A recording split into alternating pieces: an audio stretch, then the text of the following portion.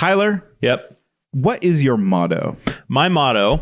Well, recently, okay, for a long time, I had no motto. I was a man without motto. No motto? Yeah. Man sans motto, as they say. Oh, man. Man sans motto is an awful motto. But I got one. I recently became Hitman pilled. Yeah? Yeah. Oh. So my motto is now Malus Necessarium. Malus Necessarium. Oh, necessary evil? That's it exactly. Because watching Nate play these Hitman games and seeing him shoot all these people creating secret societies, like, we should be killing all the rich people who have secret societies and stealing children from their homes and brainwashing them into killing machines. I don't think I got the plot right. No, I think you got it just right. Now, do you want the cool pin that goes along with it to your secret society? Yes. Do you want the cool pin with like 2 guns on it? I fully believe in Malus Necessarium, the necessary evil. Okay, well, good news. So does Axe. Oh, yeah. All right. They can't tell you their names. They can't tell you where they live, but in the mid to late 90s, these 5 teenagers can turn into animals to fight an invading army of evil brain slugs. 5 dumb teens are the only thing standing in the way of complete annihilation. This is Anamorphing Time with Nate and Tyler. Get your hand off my girlfriend, you yerk-brained bastard! This is for Daddy. Make it like half the bottle. Catherine Alice Applegate wouldn't want this. Doesn't want this. Blah, blah, blah, blah. And like they're like, no, stop shooting at children. Oh man, being 12 was weird. All right, everybody. Malus Necessarium. Welcome to Anamorphing Time with Nate and Tyler. That's Nate. I am Tyler. It's countdown time. Only 2 more books until the end. And joining us for this countdown for book 52, The Sacrifice, we have culture writer, Animorphs fan, John. Welcome to Anamorphing Time. Thank you for having me. How are you? I don't like that you welcome everybody. I'm good. I'm good. Just getting back from a week in Florida. You're not welcome, here. John. Why is he not welcome? Oh, I don't know. Well, I bring COVID or whatever from Florida. Do you have COVID? No, I don't. I don't think I do. I have some kind of weird snorkel-related ear thing. Yeah, that's what they all say. They all say, "Oh, I just got allergies. Oh, I went. It's snorkeling. The snorkel ear. Yeah, got it's a snorkel like ear. Do you know how to wear the snorkel? Like, why do you have snorkeler's ear? So I went snorkeling and I took in a big blast of water through my nose, which you should not do. I fucked up, and yeah, ever since my ear has been weird, and I'm seeing the doctor about it soon because it's weird. Are you a Q-tipper? Do you like dig in there? I have a long history of doing it, and I have actively tried to force myself to stop because I think it can cause more problems than... Well, here's what I say. Malus Necessarium, life is short. You should Q-tip that ear. Okay, let me just... what's good in... Benny Necessarium. the Benny Necessarium. Here comes the Benny Necessarium. It feels good when your earwax just gets all hard and falls out of your ear. Yeah. I don't know if y'all have noticed that. If you stop like digging at your ear for a while, it just falls out naturally. It does. Yeah. For some people, yes. Yeah. Some people have lots of wax. We've detailed this before. And some of us just love to get in there and dig. I'm a digger. I'll get in there. Okay. I will be your angle if you will be my devil. God. I'm the Benny Necessarium here. John, Malus Necessarium, welcome. What is your history with Animorphs? Yeah, so I think I did kind of a standard start where I read them in like starting around 5th or 6th grade, followed them through most of middle school, kind of dropped off in early high school, and then jumped back in to finish it at some point. And have been kind of thinking about it in the back of my head for a long time, and then jumped back in, especially during the pandemic. Which is over. Yeah, totally over. It's done. All is good. We did it. Yeah, I started with another like rando Animorphs podcast, just trying to read them, and then stumbled upon, I think, a post of yours maybe on Reddit or something, and kind of dove in. Oh God, I'm so sorry.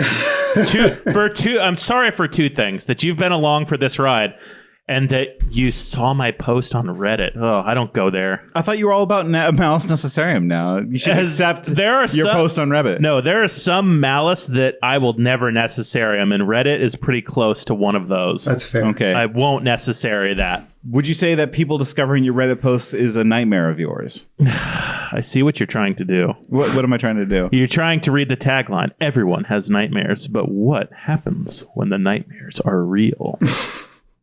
Animorphs number 52, The Sacrifice. Man, that tagline sucks. Yeah, like, there's nothing nightmare. Okay, there's like nightmarish things, but like this is not a. They should have something about sacrifice.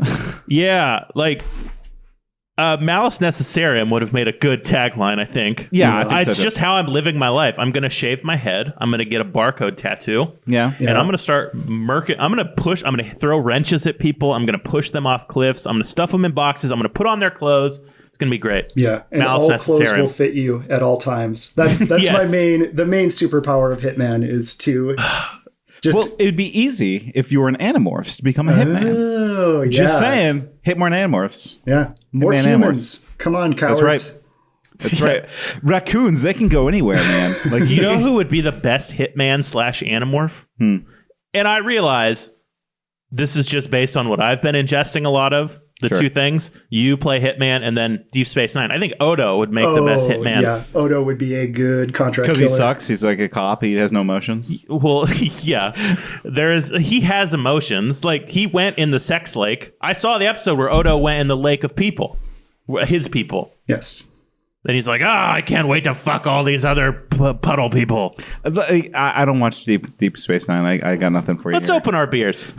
Let's open our beers. It's afternoon. It's Yep. barely afternoon. Well, it's also like, hey, this is for the troops, everybody. Yes. Yeah, we are recording on Memorial Day. This is for the troops. That's For the right. troops. So today, Nate and I are drinking from Boulevard Brewing Company the Cinnamon Bun Ale. We got these special just for this book, our last Axe book. Yeah, I think this is priced at like a $9. So just as a heads up, also that's about $1 per ALC. Yeah, alcohol by volume. it's 9.5% alcohol by volume. So we got a cute little cinnamon bun answering a phone on this. Let's open this bad boy up. Let's see how this tastes. Yeah, we're calling. Tastiness is calling. Here we go. Oh, it smells good. Oh, It's sweet. that's very sweet. I mean, it's not bad. If I was a kid drinking a beer, that would taste really good. Yeah, those beer drinking kids. John, are you having anything on your I end? am drinking Prize Miraculum. It's a Minneapolis IPA for bearded assholes like myself. Wait, Prize Miraculum? Is that your Latin? Yeah, that's your Oh, that's your yeah, thing. yeah, Prize yeah. Miraculum. Because you're such a treat. Also, let's stand up for bearded assholes who like IPAs. Being one myself, Nate, not a bearded man. No, well, hold on, wait. I can grow a beard. I choose Yeah, not keep to. telling yourself that. I choose not to because it looks ass nasty. John and I, handsome fellows, beard havers. Okay, but like here's the thing though, and in defense of people who can grow like shaggy, crazy half beards like myself, you can't scare anybody. Not really. Yeah, you really can. If I like go full deranged and just like let my beard just go all out, I could rob a bank easy because they know that this guy with this weird patchy beard, he's unhinged. He can't be stopped. You come in with like a full beard, like, oh, this guy loves throwing axes and talking about, dumbass philosophy. Yeah, let's hear some more about bearded stereotypes. Let's hear them. Okay, bearded stereotype. Yep. Number 1. You fucking love waxing it and shit. You put product in there. You really take care of your beards because it's all you got. So we're meticulous and Yeah. we care about ourselves. I don't see how that's bad. Yeah. Thing number 2.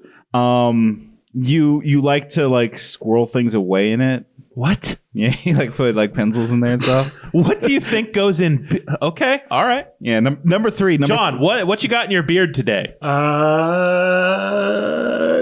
I think like earlier on I had some, I don't know, a pen, but I don't know. I think they'd all fell out. It's now mostly just beer. Do you keep product in your beard? Do you put stuff in there? Some of the time. I'll use like an oil like when I remember to, but I don't do it every day. How would you smuggle a Z-space transponder? Would you smuggle it in your beard? No. No, Would you it's hold too it in your heavy. mouth like a cute raccoon? I'd put it in my perfect little hands or my mouth, like Yeah. the raccoon in the inside cover of this book.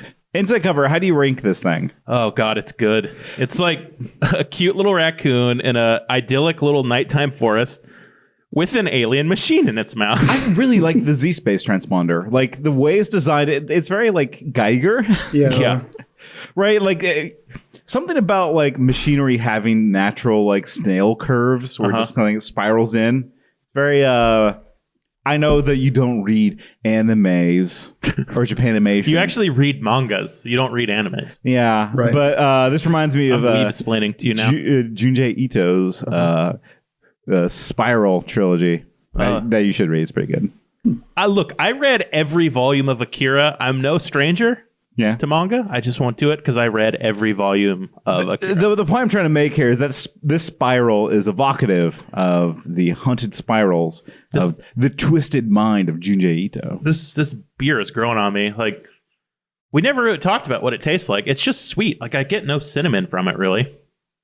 It's a dark beer.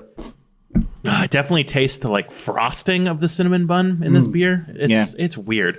John, is yours just an IPA? Yeah, it's just a pretty citrusy, hoppy IPA. Kind of standard Western IPA sort of deal. That sounds good. God, this is so fucking sweet. Heads up, everybody. Something's definitely going down.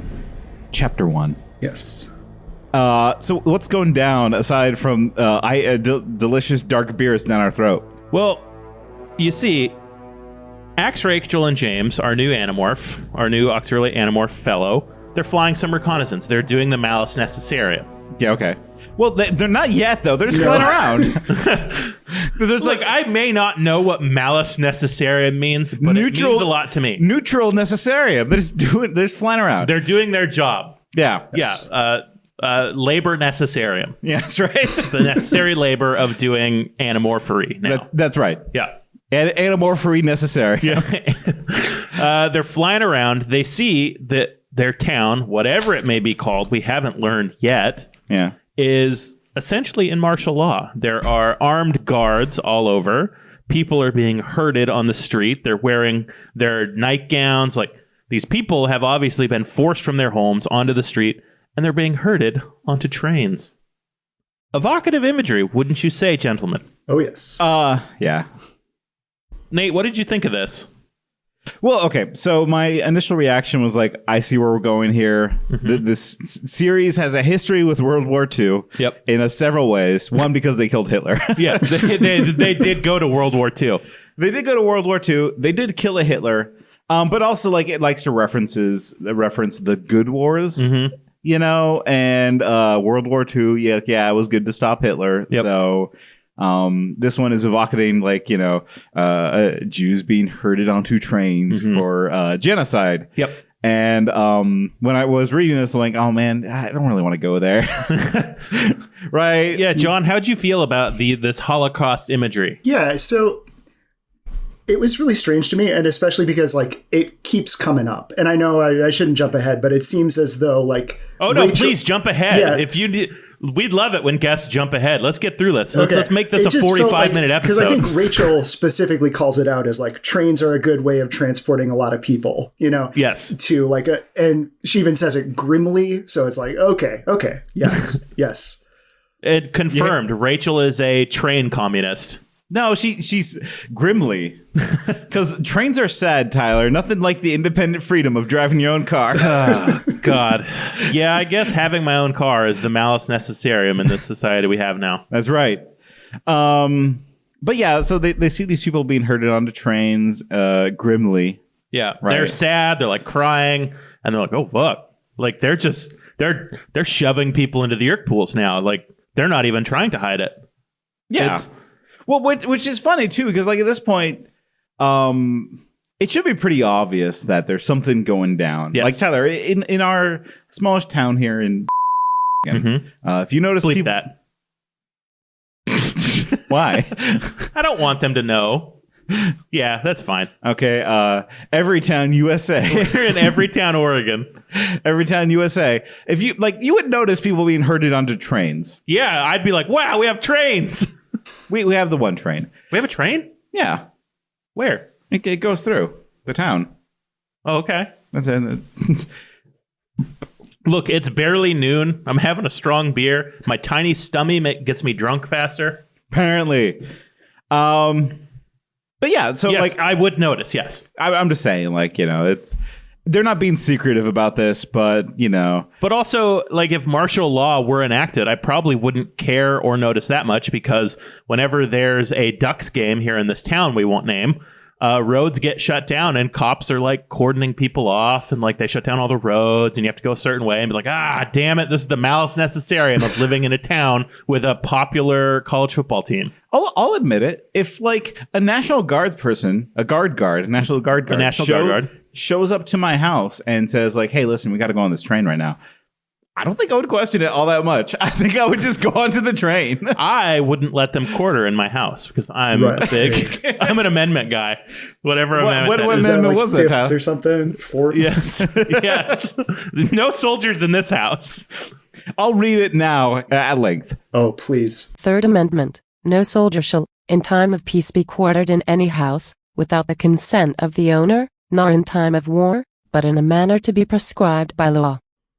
Oh, yeah. The question is, like, would you find it more suspicious after, like, several days ago, the governor made a super unhinged address about, like, aliens invading? You don't want to know the answer to that, man, because like a government has been weird for a while. Yeah, it's like I mean, come on, look at what there's like today. Marjorie Taylor Greene said there's a peach tree dish. It's like these people don't know what the fuck they're talking about. That the government totally wants to provide surveillance on every part of your life. They want to know when you're eating. They want to know if you're eating a cheeseburger, which is very bad because Bill Gates wants you to eat his fake meat that grows in a Peachtree dish. So you'll probably get a little zap inside your body and that's saying, no, don't eat a real cheeseburger. You need to eat the fake burger, the fake meat from Bill Gates. I mean, it's like, okay, cool. It's like, you know what really broke my brain in that regard? Huh. The leaks of Bush talking about Gog and Magog. Oh, God. During the Iraq War. Yeah. That was just like, okay, you know what? Yeah, beliefs in government are nonsense, and really anything is at this point wouldn't surprise me. Anyways, so people being herded onto trains, I assume like us included now. Yeah. Right, we're going on this train and they're like, listen, we need to do something. Yep. We need to stop this train. Rachel's ready to go Rachel on it. Yep. And they noticed that the people are being herded into the subways, right? Right. Because, you know, this is every town USA with subways. Sure. And Axe isn't wanting to go down. He's wanting to like talk to his prince. Yeah, he make a plan. Axe does not like enclosed spaces. The Northern Hare that he's morphed doesn't like enclosed space. He's like, maybe we shouldn't do this.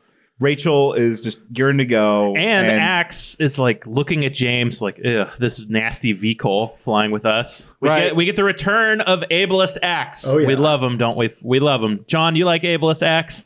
Yeah, I'm surprised at how much Axe was my favorite character as a kid, based on like the weird, consistent ableism and the like, oof, does not sit well. Well, Axe is the perfect character for kids. I mean, he's funny, he's badass, and he loves to say slurs. Calls everybody vehicle. It's fine. It's absolutely fine. No, I get that. Axe was one of my favorite characters too. I mean, for those reasons, he's badass. It's great. I love him. He's badass. He's funny. He has funny bits. He's an alien. And the thing is, what message are they trying to say here? Aliens, they might not understand the way we treat our disabled folks, and we should be patient with them. Yeah. Yeah. Right. We should be patient with these aliens. They don't get it. Yeah, we should be patient because they just don't understand that vaccines are safe and proven, it's one of those things where it's yeah, maybe you should be so patient. But honestly, this is a book about patience, and we'll get to that later. Yeah. But before Axe even has a chance to consider his thoughts about James and the new auxiliary Animorphs, they get attacked. A squadron flying in formation of peregrine falcons. They're ready to attack. They're ready to harass. Mm-hmm. They're ready to take down specifically James. I think they grab him really quickly and he just eats it. Yeah, they get herded immediately. they fly into the subway. It's Right. subway time. Well, it's just Rachel and Axe at this point. James has been taken out. Call James, Jared Fogle, because they're off to subway. Yeah, we'll go to this subway. They go to the subway to try to shake off these peregrine falcons. Yep. One just like flies into a wall because he's an idiot. They're not very good at what they do yet. Yeah, the Animorphs remark that these peregrine falcons, not good at morphing. No. Right. So they fly down. A train is just leaving the station, so they hitch a ride on top of one of these trains. And they go deeper into the network. Yeah. Right. But and they get off at one of the stops, and these dang birds, they're still after them. Mm-hmm. They're still chasing after these these bandits, right? Yep. And so Axe has to do the necessary. Mm-hmm. Rachel is still kind of like halfway through a morph. She's not ready, so Axe has to play some bird ball. He does. What's the baseball player that hit that bird with the bat? Randy Johnson, the big unit. Yeah. So Axe, Randy Johnson's a couple of these peregrine falcons. He does. John, how did you like the scene with Axe murking falcon after falcon?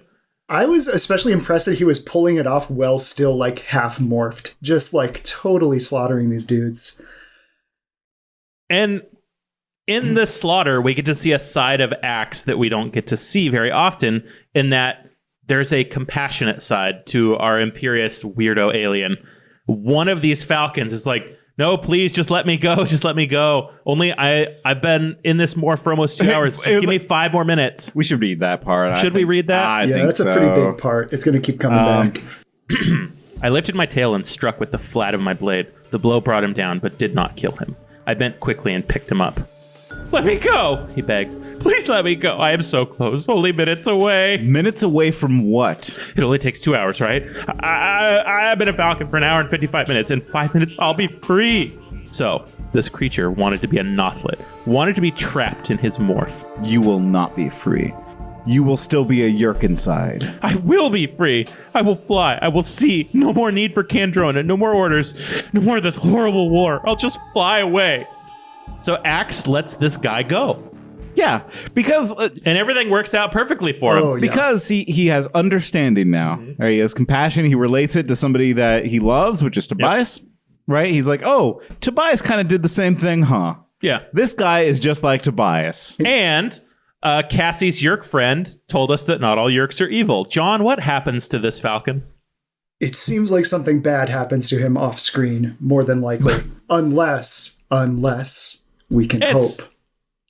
I mean, No. Can you I think you he all gets hope? Davided, is my thought. I think Rachel has the same motto that Tyler currently has. Malus Necessarium. That's right. Because Axe lets this bird go, and Rachel just zips past immediately, and just like you hear a scream. Yeah. I said nothing, but I released him. Gently, I tossed him into the air. Thank you, he cried gratefully. I watched as the falcon flew off down the tunnel and disappeared into the dark. I did not notice Rachel zooming after him. Ah! Suddenly, there was an eruption of screams and screeches from the tunnel. A human voice. The cries of a peregrine falcon. Rachel. Had she caught the Yerk falcon? I did not know. I did not want to know. Yeah, did you know that birds can scream? They're pretty Yeah. good at screaming. If you kill the bird that has 2 lives inside of it, it can scream. Have I talked about the whole rabbit thing? Which is rabbits generally don't make a sound at all. Like they're silent animals, right? Except for they scream when they die. Oh, no.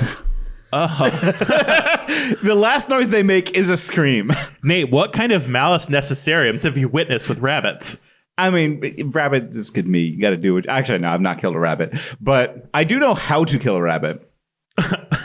There are 2 like generally accepted humane ways to kill a rabbit, right? For food. Don't Slowly over the years with marriage. No, you do that for fun. Oh, okay. What? What?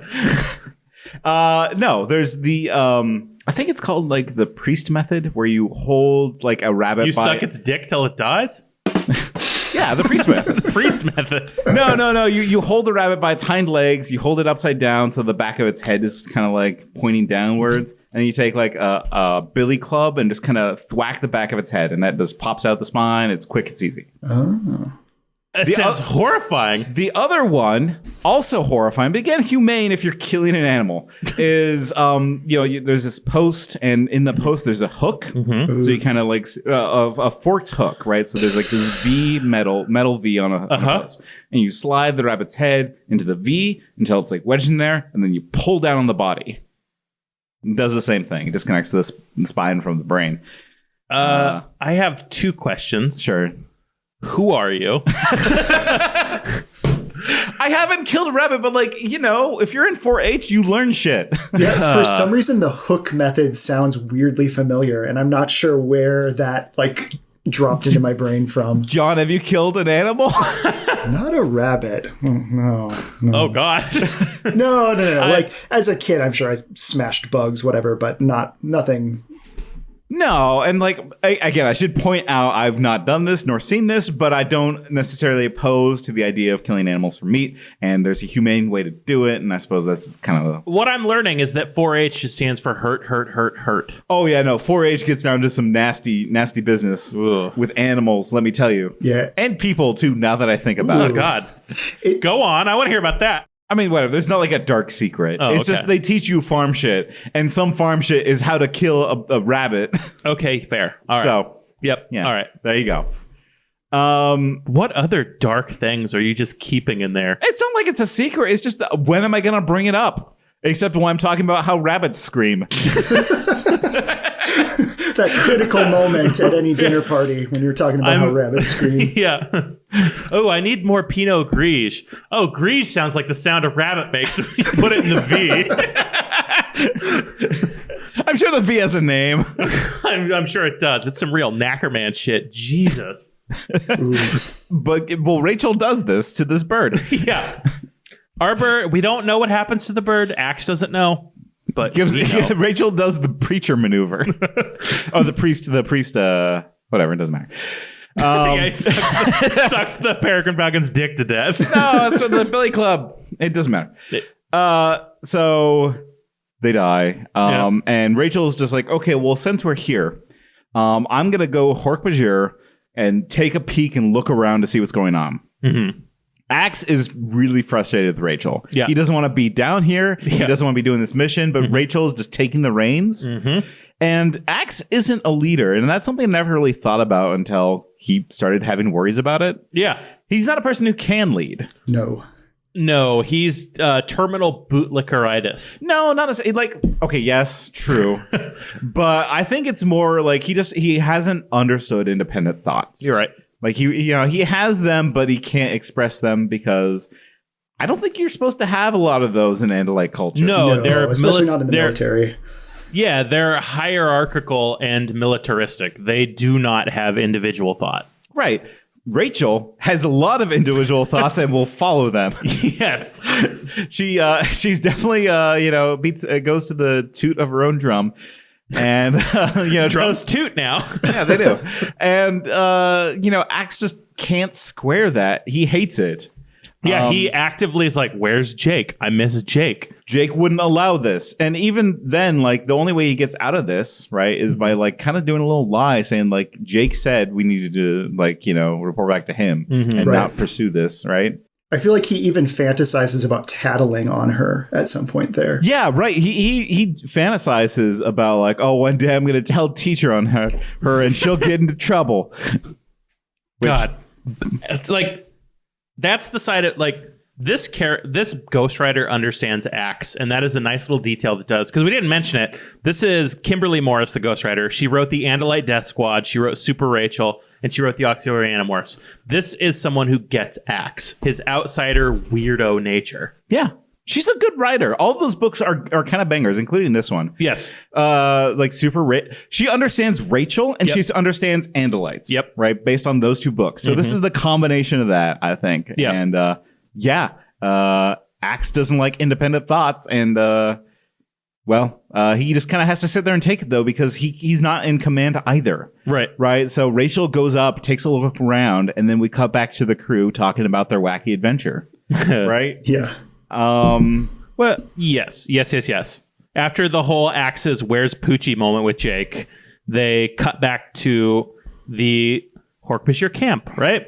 Yeah. And we get a little recap, the story so far. Blah. Like, if you're listening, you know the Animorphs live in the Hork-Bajir camp with their parents, except for Jake, no parents. Rachel's mother is kind of being a lawyer. Right. And trying to, like, you know, enact laws on Hork-Bajir. And they're getting angry at Rachel's mother because she sucks. Yes. The new information that we kind of get here is that the Yerk pool here in this town, every town USA, wherever, is the centralized Yerk hub, correct? John, would you say that's fair? I would That's say what we so. learned. Yeah, based on You would say it's Wayne Tower.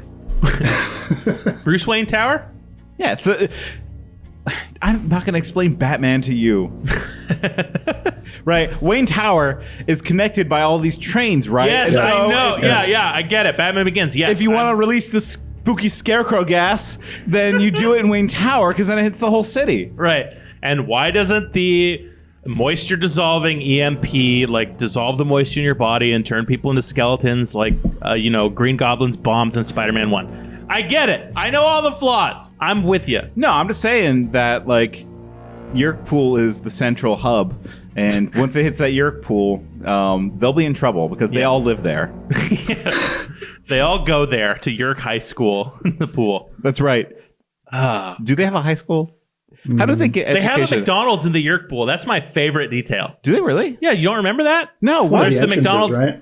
Yeah. Oh, well, okay. Yeah, but they're not going to high school. They're not like Yerks aren't just like gather around a burger. I'm just saying. Like a fucking plate of beer in a garden and all the slugs are just there drinking it up. Look, the other night I ordered McDonald's on Grubhub and I tried a strawberry cream pie for the first time. Delicious. Highly recommend. I don't know. That's it. McDonald's chat. It's over.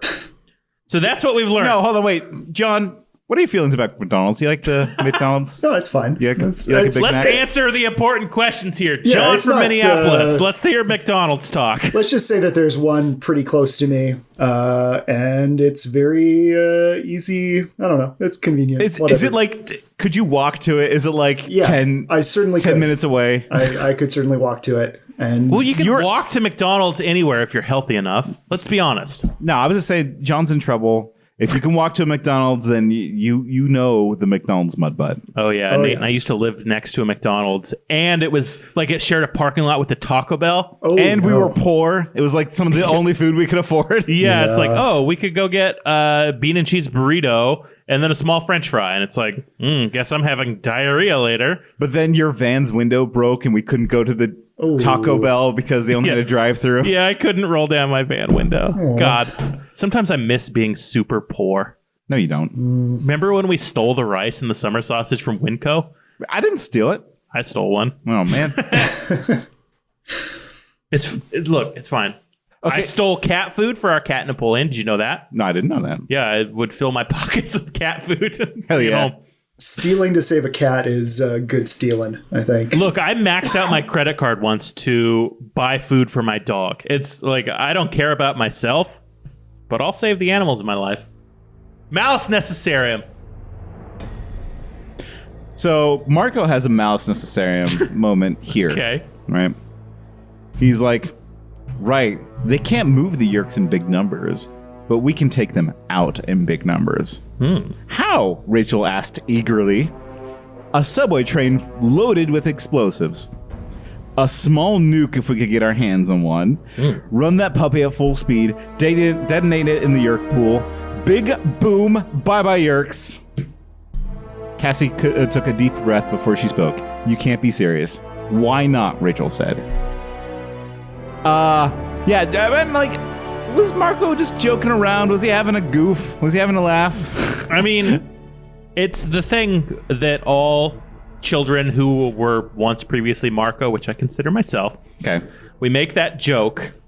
That's serious, but it's a joke in case anyone questions it. It's like, ha ha ha, what if we just made out? Ha ha, but really, what if we just made out? I think it's closer to, like, you are playing cops and robbers. And you shoot, like, oh man, or like, okay, when you're a teenager and you're watching like an action movie and like somebody does something stupid, you're like, no, dude, you just go in there with like you throw a grenade and you just blah blah blah blah blah, all right, and you just take them out. It's great, you know. It's one of those like action movie bullshit things that if you had to do in real life, you're like, oh yeah, no, they would scream like the rabbits. John, And- No, go ahead. I was going to ask John what he thought of Marco's plan. Yeah, so it felt very much like the straight line. The let's just like get as brutal as possible. And I don't know. It reminded me of like, there was one of the books where they were like drilling in as moles or something. And I was like, why don't you just pour bleach into the pool through that hole? And I think adult John frequently thought of more brutal ways of dealing with the Yerk problem than the children were willing to. I've probably said some pretty brutal things throughout the life of this here podcast. Yeah, do you remember the priest method for killing rabbits? Well, that was just now. That's not brutal. It's humane. The idea is that they don't feel pain. Yes, that's humane. We should have done that to my dog when we killed my dog, right? Yeah, I mean... Put him on the hook, break his neck. Oh, God. He would feel the same amount of pain, I think, either way. Jesus Christ. Either way, I mean, like... Yeah, I think I've said like, oh yeah, no, why don't just like huck the, freaking maple, ginger maple? Yeah, instant ginger maple oatmeal. Yeah, I was like that, just to like fill the train full of that and throw it in there, or chemical warfare, or why not just like take a piss in the Yerk pool? They would hate that. They certainly wouldn't like it. Or yeah, maybe because they would. like, right, because like I think as human beings, it's just a pool of slugs. Like really. Like, it's hard to think of a pool of slugs as being conscious beings with emotions and feelings. Oh, no. You found the central theme of this book. Yeah, they don't look like us. So let's talk about this. Cassie is not a fan of this plan because innocent Yerks and, like, innocent people are going to die from this. Right. It's also going to destabilize the enemy force. Where do we land on this? Well, okay. I mean, I think we've kind of covered it already, right? I mean, like, I think it's been covered with the other horrific acts of violence against Yerk, which is they're colonizers. Exactly.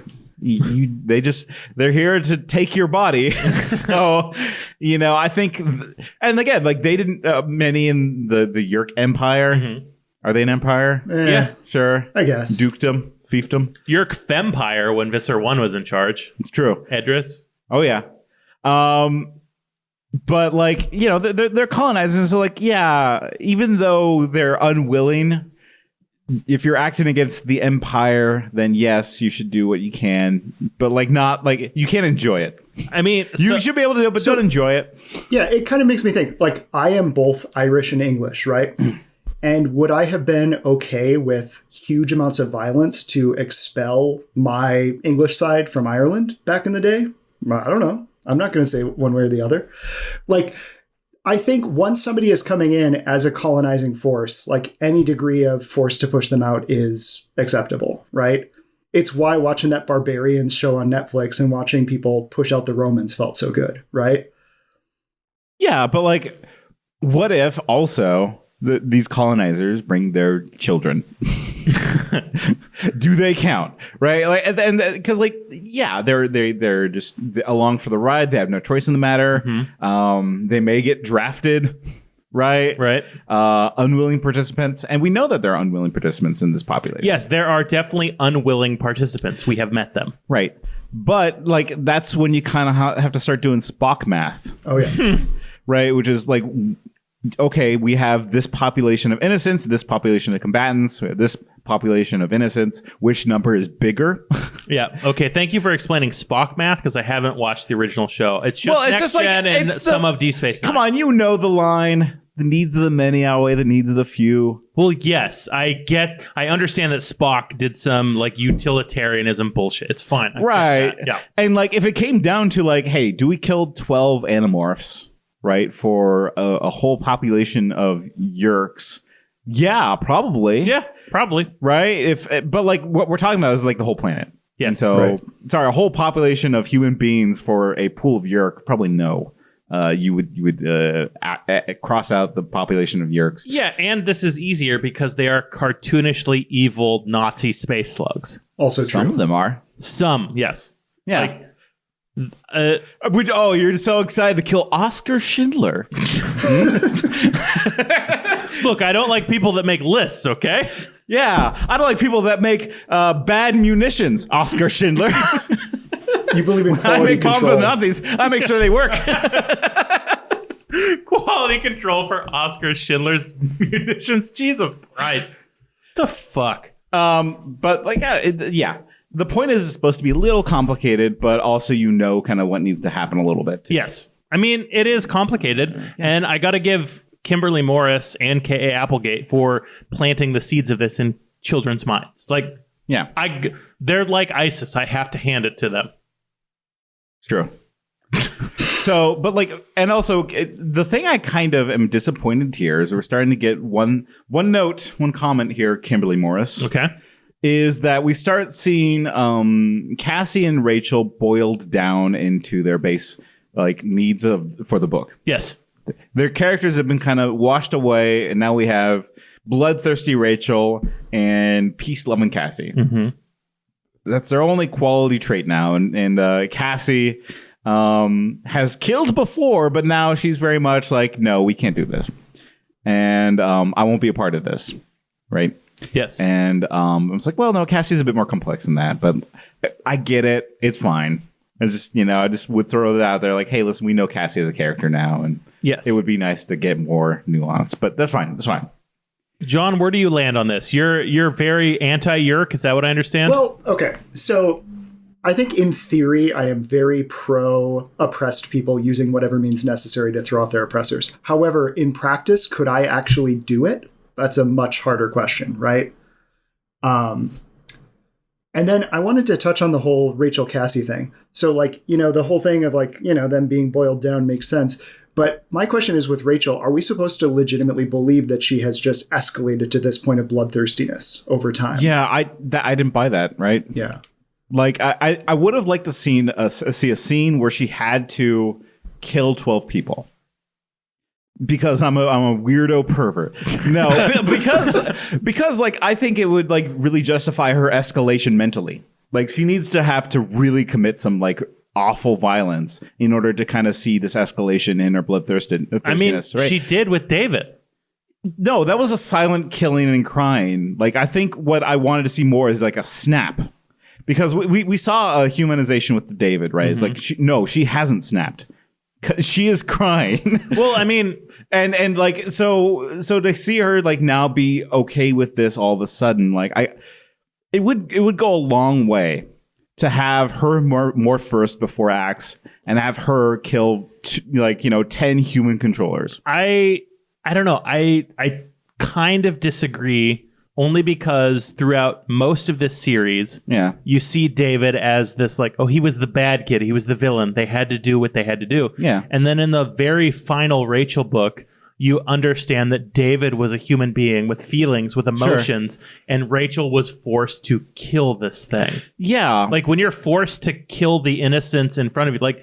But her eyes didn't go glassy, though. Like they didn't like her soul did not leave her body. The book ended with her crying over the thing she was about to kill. If that's not a soul leaving a body, I don't know what is. Okay, Tyler, I want you to watch this movie. Everyone else, don't watch this movie because it's very depressing. It's called The Act of Killing. Okay. It's a book about it's not a book. It's a movie about they interview this guy who's committed genocide, and there's interviews. And when he's describing him killing, the way he describes it isn't human. There is no tears, right? Instead, he's more just like it's a laughter, and it's kind of like talking about like how gross bodies can be when you kill them. Mm-hmm. And it's real. It's like, oh, people who commit murder, that like their humanity kind of goes. And in this case, we're supposed to believe that some of Rachel's humanity has kind of gone. And I agree, like some of Rachel's humanity has kind of gone with killing David, but like she was crying. She needs to kind of kill without crying now. In order for me to really buy that she loves fucking killing and murdering. I would argue that she does kill without crying, because in this previous chapter, we kind of glossed over it. She turned into a great horned owl. Yeah. Flew around in the dark, silently killing the other falcons, and taunting just them moving from so. falcon to falcon and killing them. Sure, and that helps that narrative, but I don't think it sells it for me because when I was reading it, I didn't buy it quite yet. Is it because you didn't buy it because it was underwritten, or because you care about Rachel? Underwritten. Okay. Just checking. Because they set everything up, and I just wanted one more step. That step is coming. Well, we're supposed to believe it already happened, but it's fine. But you know what? That we can tell that this what's her name? Laura Morris? Kimberly Morris. Thank you. We can tell that Kimberly Morris has really understood Jake, because Jake says, I'm not making this decision. It has to be a vote. Yeah. Like when we were you did this, I've read this book when I was a kid. You read it for the first time this week, and you read it this week before I was able to reread it. And you said, man, this book has got some Michael Grantisms. And I was like, I wonder what Nate means. And it's like, oh yeah, Jake says everything's up to a vote. Oh yes. That's it. We should vote. It's a democracy. Humanity is democracy. We should vote. Yes. Well, and honestly, I make fun of you probably should vote on a couple of things if it works. Yeah, voting should be the first thing you do. That's Indeed. it's a muscle you should flex without even thinking about it. It's not important. Well, I don't know if I want. We've had so many tangents. We got to go on. But the one thing I'll say here is I'm for voting when it works. Our voting doesn't work. Yeah. Okay. Yep. That's why I'll leave that. Got it. I will vote in local elections, but that's as far as I care. Anywho.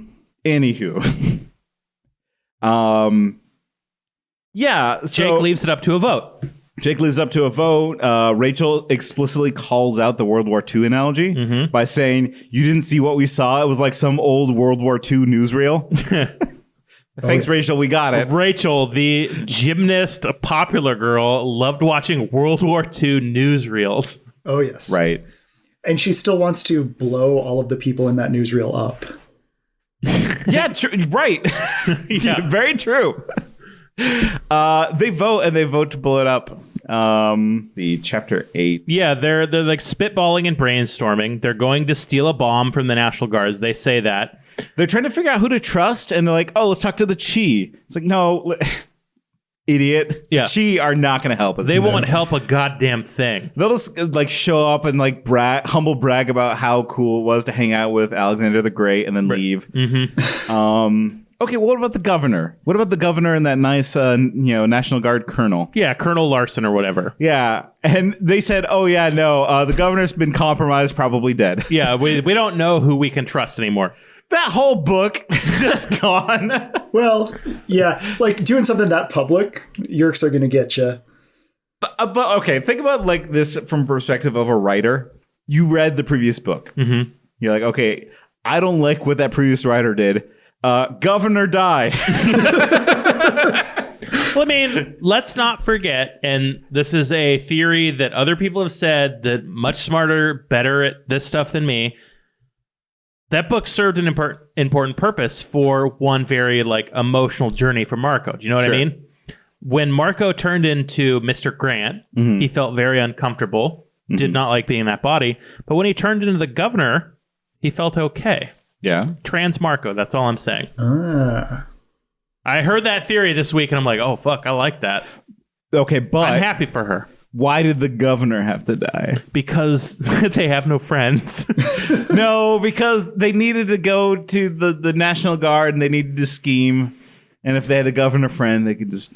Doesn't matter. Fine, We need to see the doesn't troops. matter. That's the thing. I just thought it was kind of funny how the current writer to this book just didn't want to deal with the previous author's bullshit. So it's just the governor died. The end. Yeah, we don't know if we can be friends with them. It's fine. We don't need them at all. Right. So they can't trust anybody. They just have to do it on their own. Yes.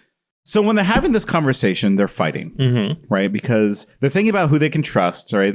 Oh, we can't trust the government. We can't trust the Chi, right? Right. Or any of these outside forces. And eventually, Cassie, and they can't even trust each other, right? Because Jake starts talking down to Cassie. Look, Cassie, it would be nice if we had more choices, but right now the Yerks have morphing technology. We've lost our major edge, which means now we have to take some major unpleasant risks, right? Mm-hmm. He's getting angry at Cassie. Rachel's getting angry at Cassie. Marco is doing the Marco form of anger, which is just being joking and aloof, right? And Axe is realizing now that Their bonds are straining. Yes. Right. Because he doesn't like that there's all these feelings involved.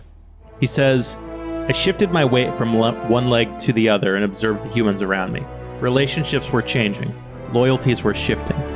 There were unspoken animosities and hidden agendas. The decisions were becoming more about emotions than tactics. The resistance was jeopardizing its ability to be effective.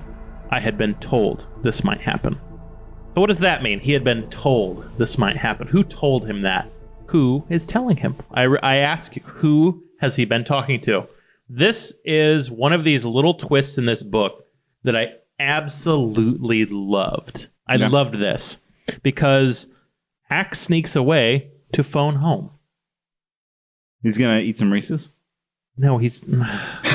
Hell yeah. Why? Why did you... It does... Axe would love Reese's Pieces. I mean, yeah, he would. They're brown globules. Yeah, They're I'm surprised fantastic. he hasn't specifically gone for him yet. I mean, it would be a slam dunk. The extraterrestrial eating candy. Come on. Okay, one thing I would like is stressed out Axe, stress eating. There should be like a Bender scene where he turns human, goes to a mall, and just like gourds out. He's just like, no, my friends don't understand me, but you do, Cinnabon. Just ignore the people being loaded in trains around him. Shovel Cinnabon in his face. Man, how's that gotta feel? Like you're the lone guy working at Cinnabon while everybody's getting thrown into the train. It's like, And there's this one weird kid just like eating Cinnabon after Cinnabon. God damn. So yeah, we get a chapter here where we learn something new about Axe. Right. He's talking to somebody. He's talking to someone, and he realizes he's got to sneak away from the group. He's got to steal the transponder, right? The Z-Space transponder that he created. Right. And he does it by turning into a raccoon. Secret communication. Raccoons are known bandits. Yeah, they are. Known Andalite bandits. Literal Andalite bandit. Stealing a Z-Space transponder. The animal on our cover, the raccoon. I don't even know if we talked about that. The raccoon. Yeah. Yeah, we don't need to. The raccoons suck. Are you really going to go? Like, we're not going to do it? No, raccoons are awful. I fucking hate raccoons. They eat garbage. They eat chickens. They eat rabbits. They're bandits. Fucking Sly Cooper was trying to steal my diamonds. I hate it. Oh, yeah. Sly Cooper. One of them climbed a tower in St. Paul, and it shut down. Like, everybody was obsessed with it. So St. Paul is the city directly next to us in Minnesota. Mm-hmm. It climbed this tower next to the public radio building, and people were freaking out for like hours and hours and hours. And it just stole everybody's attention like a bandit would. Dang. I recall that, but I don't know why you fuckers are doing animal facts before we have screamed animal facts. Oh, shit. Convince me that raccoons are cool. No. With our segment, Animal Facts. Are you ready? Yes. Animal Facts. John, are you ready for Animal Facts? Animal Facts! Animal Facts! Prince Jake and Cassie, Tobias and Axe, Rachel and Margot. The bandits are here. They want to listen to animal facts. Fuck all the yerks. Margot's mom is a bitch. See, I don't give you setup. You don't want it. I don't want anything from you, bunny killer. I've never killed a bunny. Raccoons have most definitely killed a bunny. Yeah, raccoons kill. So let's talk about our bandits, the raccoon. Okay. So they're mostly nocturnal. They have a 2 to 3 year lifespan. What does that mean, nocturnal? Oh my. Well, it means that they don't. Jesus Christ. I don't like this. So that means they do most of their business at night. Huh. Dirty bandits at night. I'm a dirty bandit at night. I know what you are. So they have a 2 to 3 year lifespan in the wild. They're smarter than dogs. How do we know? Like, come on. So I'll tell you how Stanford we Binet know. test. Oh, yeah. Yeah, that's it. That's right. John knows. So we have a test for animal intelligence. Monkeys are the highest. Raccoons beat dogs. Do you know what it is? It's like that stupid Mensa questionnaire where you have to like do some math and then draw a turtle. So what they did with raccoons, no turtle drawing. They had this tank with marshmallows floating in water at the bottom of the tank. Okay. And they had rocks strewn about so the raccoons could drop rocks into the tank to raise the water to get the raccoons, right? Yeah. So wait to get to the marshmallows. To get the marshmallows, yes. So 6 out of 8 raccoons figured out to drop rocks in to get the marshmallows, right? So 4 raccoons are just idiots. No, 2. And it's actually only 1 because one of the raccoons figured out how to knock over the tank. Hell yeah. They are smart as fuck, these raccoons. You don't have to be smart if you're strong. That's what that one raccoon learned. So, yeah, raccoons are smart as hell. They make 200 different sounds. Rabbits only make one sound. That they do. So do you know the story behind the name raccoon? No. So it was from the, and I'm sorry to any indigenous folks, I don't know how to pronounce this, but the Powhatan term meaning animal that scratches with its hands. That's what it was named after.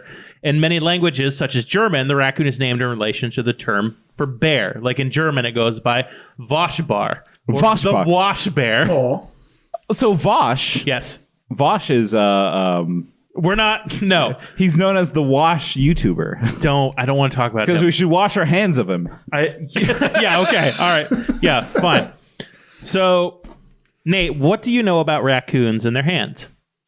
Well, like you can like they scrub. They're like very dexterous, sneaky. They scheme because they like to put their hands together. Yeah, they twiddle their thumbs in their scheme. That's right. So, what do you know that they do with their food, with their hands? Well, they watch their food. Why do they do that? 'Cause food is dirty. Wrong! Kevin Spacey, Lex Luthor, wrong! Wrong! They, and by they I mean raccoons, have extra sensory nerves on their hands. And when they dip their hands into the water, that's them activating the nerve cells in their hands so they can feel more intensely. In case their food is closed or locked in something, they can break it open. Oh. Okay, so that makes sense though, because we can taste with our balls. Yeah. Yep. That's what that means. That's why we're always dipping them in water, right? No, soy sauce, right? Because I don't know. Here's a fun little science We've trick. talked about this. Science trick at home. Dip your balls in soy sauce. You can taste it. So yes, their front paws are super dexterous, and they contain roughly 4 times more sensory receptors than their back paws. Mm-hmm. So, like some animals use their sight or sound or smell. Raccoons rely on their hands. So this allows them to differentiate between objects without seeing them, which is crucial when they feed at night because you can't see shit. Mm-hmm. So you know how raccoons have the bandit mask, right? I do, yes. So what do you think that is? What do you think that does? So they can sneak around at night and nobody can identify them. Well, no. It 1 makes them cute, and 2 it absorbs light. It's like when athletes. Oh come on! No, of course. Shut the fuck up. The black part absorbs light. Yeah, we know that. No. So, like when athletes put eye black under their eye, that's the same reason raccoons have the black around their eyes. It absorbs light and helps them hunt easier at night. I thought it was just to make them look mean.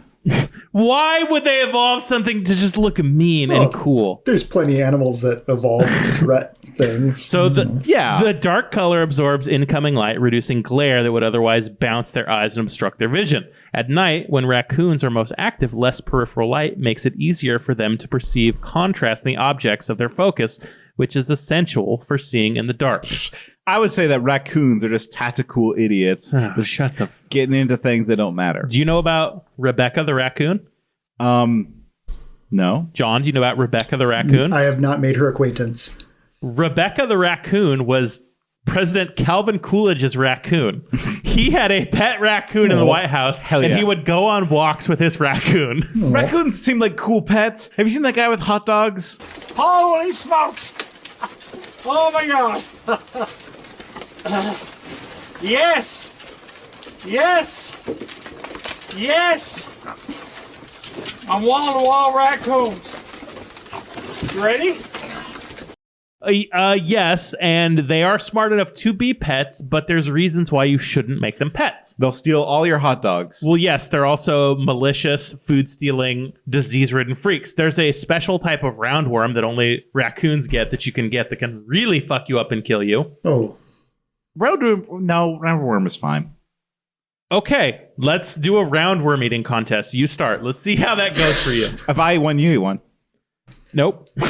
So we should also mention how raccoons, like most mammals, have a baculum. John, do you know what a baculum is? I don't have a I baculum. do not. Is it Scott Bakula? Is it him hiding in there?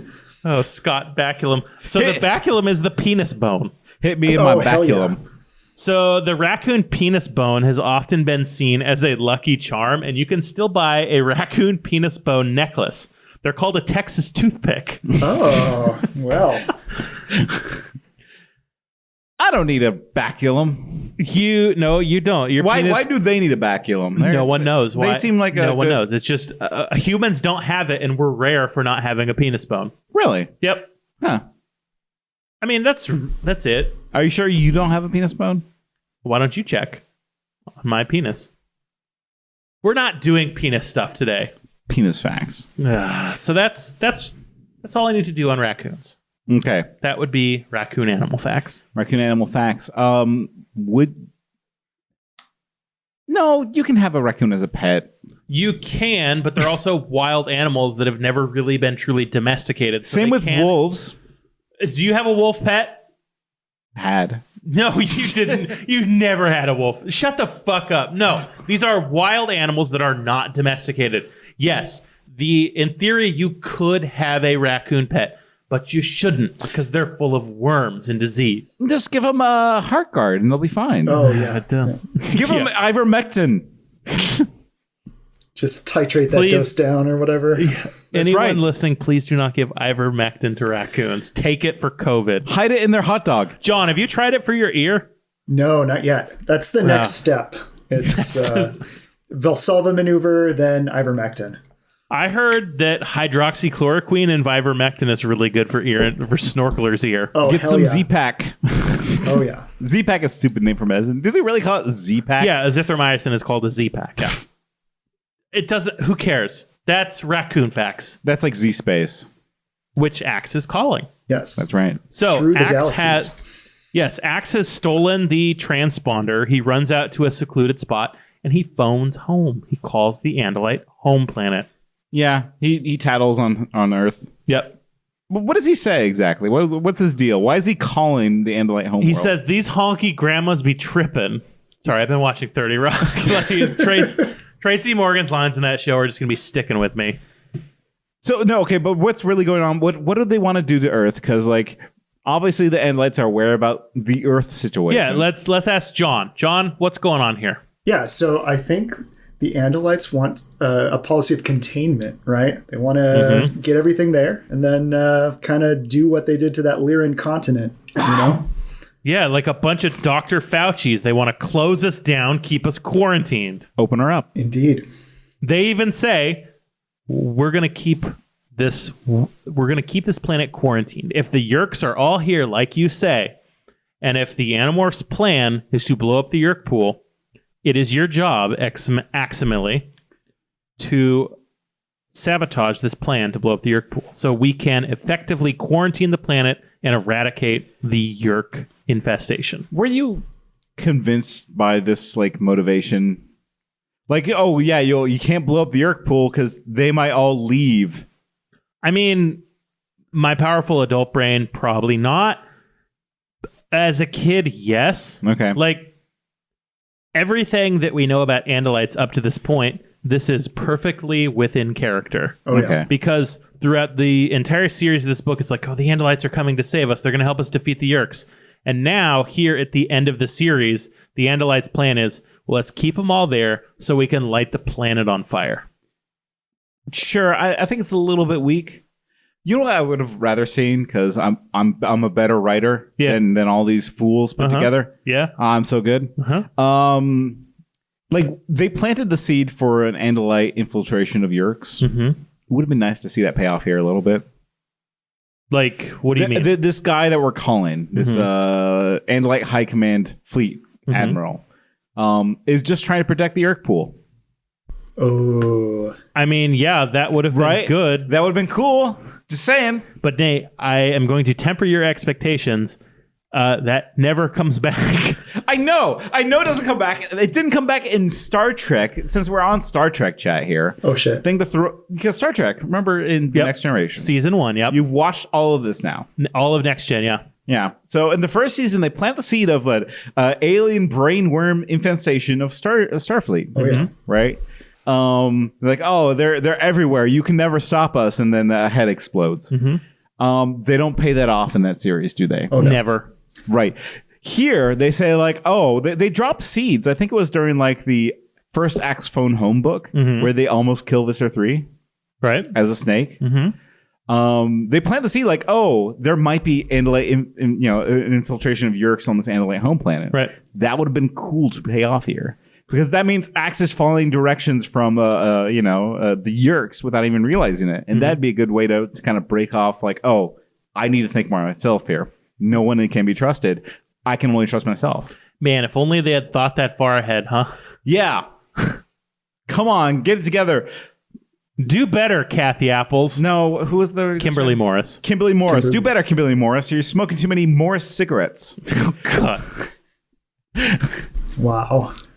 Jesus. Yeah, that would have been better, but also I kind of buy the motivation here. Yeah, it's fine. I don't know. I thought it'd be funny. But... It really doesn't matter, because what does matter is this next part where we kind of get to the plan and we hear a little confession. Okay, Usher, tell us the confession. Please. Confession number 1. All of the adults are down with the plan. By the way, I'm counting Toby as an adult now. Yeah, and Toby is what, like 3? Toby's 3. Like, yeah, but they grow up fast now. Those Harbinger. Pork-Bajir have to grow up fast. But it's true though. Like, Toby and Ava are just like, yeah, this is a great plan. Yes, we should blow them up. And so they kind of start helping out in the planning. And we get to the point, and I forget how exactly we get to the confession, but I think Cassie just starts breaking down a little bit. Yeah, Jake is being mean to Cassie. And she just starts apologizing. She says, I'm sorry. I shouldn't have done it. I didn't really know what I was doing. It was just in the moment. It was the only thing I could think about. I'm sorry. And Marco's just like, what are you talking about, Cassie? What's going on with you? And that's when she spills the beans. Why did she spill her beans, Tyler? John, why did she spill her beans? Because of guilt. Because of guilt. The Lighthouse was about guilt, you goddamn idiots. It's a brilliant movie. It's beautiful. It's not about fucking jerking off to a mermaid. Well, okay, it is a little bit. Just a little bit. Jerking off to a mermaid is a critical component of guilt, but it's not the primary motivator, right? That's right. Right. I would argue that jerking off to a mermaid is the Malus Necessarium of living with another man on an island. Like, no, he was found guilty because he killed his friend. That's why he spilled his beans. Why'd you spill your beans?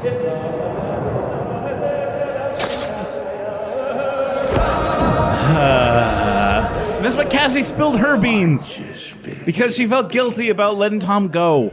And everyone was in shock when Cassie spilled her beans. Yes, and Axe especially takes it hard. He says, on my own planet, she would have been tried for treason and executed immediately. And yet the others continued to consult her. My hatred for Cassie began to extend to them all. They were fools. They would never prevail. They were soft, too sentimental, too childish, too stupid and ignorant. Stupidity and ignorance within one's own ranks are more dangerous opponents than an outside enemy could ever be. I had been taught that lesson in the military academy. Now I had been given an object lesson that proved the principle. As the humans continued to plan and plot, my mind raced. I did not know what to do. And he thinks about contacting the War Prince. He also mentions that he didn't tell the War Prince that the Yeerks could morph. Right. He left out some key information. Yeah, because even Axe, like... He didn't do it on purpose, I think. I think it was just one of those things where a lie of omission, you just kind of cruise by it. I don't know. Well, at the time, he says, I'm not going to tell him that. And I think he doesn't tell him that because, like... His logic imperialist brain is pointing one way, but he knows his hearts are facing another way. Yeah, at this point, he doesn't understand why everyone's supporting Cassie. Right. No, not at all. Why is everyone supporting Cassie? And he follows that up with this. So they talk about how they're going to defeat the Yeerks, but not become them, because they have to do things ethically, humanely. And he says, he did not look directly at Rachel, but I knew he was telling her to restrain her violent impulses.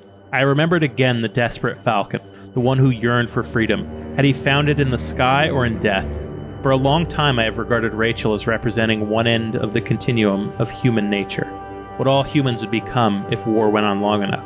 The perception has guided many of my decisions. An entire human race of Rachels, angry, merciless, aggressive, and equipped with Yeerk and Andalite technology. It was a terrifying specter. But perhaps I had been wrong. Perhaps the real menace lay at the other end of the continuum, represented by Cassie. Humans who were softer, kinder, well-meaning, and ironically, infinitely more dangerous. What if the liberals are the bad guys, you guys? Whoa. They're Galaxy two, brain. yeah. There are two wolves inside of you, John. Which one will you feed? I Look, will I feed know the cruel not- wolf. I don't feed wolves because I ain't trying to domesticate no wolves. There are two raccoons inside of you. They both have roundworms. You have roundworm. No way of getting away from the roundworm. It's there. Yeah. And whatever, like, so this is the high point of my complaint, which is like, come on, there are more to Cassie and Rachel than just two wolves inside of you. Yes, and I think the strong point of this book, it follows that up naturally with a single conversation, the next chapter, between Axe and Cassie, right? Mm-hmm. Oh, yeah. Axe says, "What did you think you were doing?" And Cassie says, "Axe, I just know there are so many Yeerks who would defect if they could. Aftran wasn't the only one. We know that. There's always been a group of Yeerks who can't stand the notion of infestation, who don't want to be parasites, who don't want to be slavish followers of the Viscers. Remember the first battle with the new recruits when Viscer 1 was in that horrible morph and choking Jake to death? Remember how that Hork-Bajir cut off one of the Viscer's tentacles and freed Jake? Some of the Yeerks just want to be free. Now, with the ability to morph, maybe they can be. We can't fight on forever, not just us, and it's beginning to look as if we can't win by conquering. We may just have to learn to coexist. I don't know what was in my head at the moment when I let Tom go, but now, in retrospect, maybe letting the Yeerks have the morphing technology is the way to peace." And this causes Axe to shit his pants in rage. He does not like that idea. He says, "My back legs felt as if they might collapse. For one person to make the decision so momentous and act on it without first talking to anyone, it was unthinkable. And yet my conscience nagged uncomfortably. Hadn't I acted similarly? Hadn't Elfanger acted similarly?" Oh, dang. Oh, yeah. This is kind of the moral of the book, right? So here we get the crux of the wheel here, right? Yeah, the central conflict. Right, which is, how do y'all feel about war? Right? Like that's kind of the question, is that, like, you know, war, like, okay, so in order to get people to commit acts of war, in order to build soldiers, you have to remove these questions from their brain. Right? Like, you can't be thinking about whether or not the person that you are shooting is a human being, because if you do, you cannot operate as you need to as a soldier. Yes. Yep. Right? That's kind of like the one thing is, like, no, like, if you're in a conflict and you're shooting at people, you can't think about what they had for breakfast or who they are as a person, or whether or not, like, you know, you would be a traitor by not shooting them and letting them live their own life and escape. Mm-hmm. Or if they want to escape even, right? Right. I mean, you know, you can't think that. And Axe, you know, he called out earlier last chapter, like, hey, I was trained not to think this. Yeah, right. I was trained not to go here. And Cassie is kind of going there. Mm-hmm. And well, Cassie's coming to one of two conclusions, right? Conclusion one is, oh, they desire peace. We should really pursue that. Right. Rachel goes to the other side of that, is like, oh, they're desiring peace, but it's too late. Sorry. Yes. Right. They started the war. I'm going to finish it. And Axe is, you know, he has those two wolves in him now. Yes. And, like, I love this conflict within Axe, because Andalites in their nature are militaristic, imperialist pieces of shit. Would everybody say that's fair? No. It's not in their nature. No, it's a training thing. Okay. Right? Fine. Yes, Right. fine. Like, it's not that they were born this way. It's that Yes. they're trained this way. That was indelicate of me. I apologize. No. It's not enough. Yeah, because they're You've like, gone too far. naturally optimistic. They love freedom, et cetera, et cetera. But, when you get militaristic, you kind of build up a society that does that stuff. Yeah, and we get to see that side of Axe in this book. We haven't seen it in a while because the last Axe book, total stinker. There was no Axe in that. Yeah, he stole a nuclear warhead, and he's just like, fuck. Which, like, yeah, like they even bring it up as like a thing that happened, but I'm just like, I'm okay forgetting that book happened if you are. right. And we get to see Axe wrestle with this idea of maybe there could be peace after war, but also wasn't it really fucking stupid what they did? Like Elfinger, Ciro, all those people. Because of Elfinger, these kids got the power to morph. Because Ciro, the Yeerks even got off their fucking planet. It's all bad shit. Yeah. Your kindness can be taken advantage of. Yes. Oh, totally. Right? And that's bad. Right. But he has to wrestle with maybe you should still be kind. And the person who helps him understand that is Tobias. Sure. Tobias flies over. What does he say? He says, I followed you last night. I don't know who you were talking to or what you were saying, but I'm guessing you were talking to the Andalite home planet. Am I right? I could not lie to my true shore.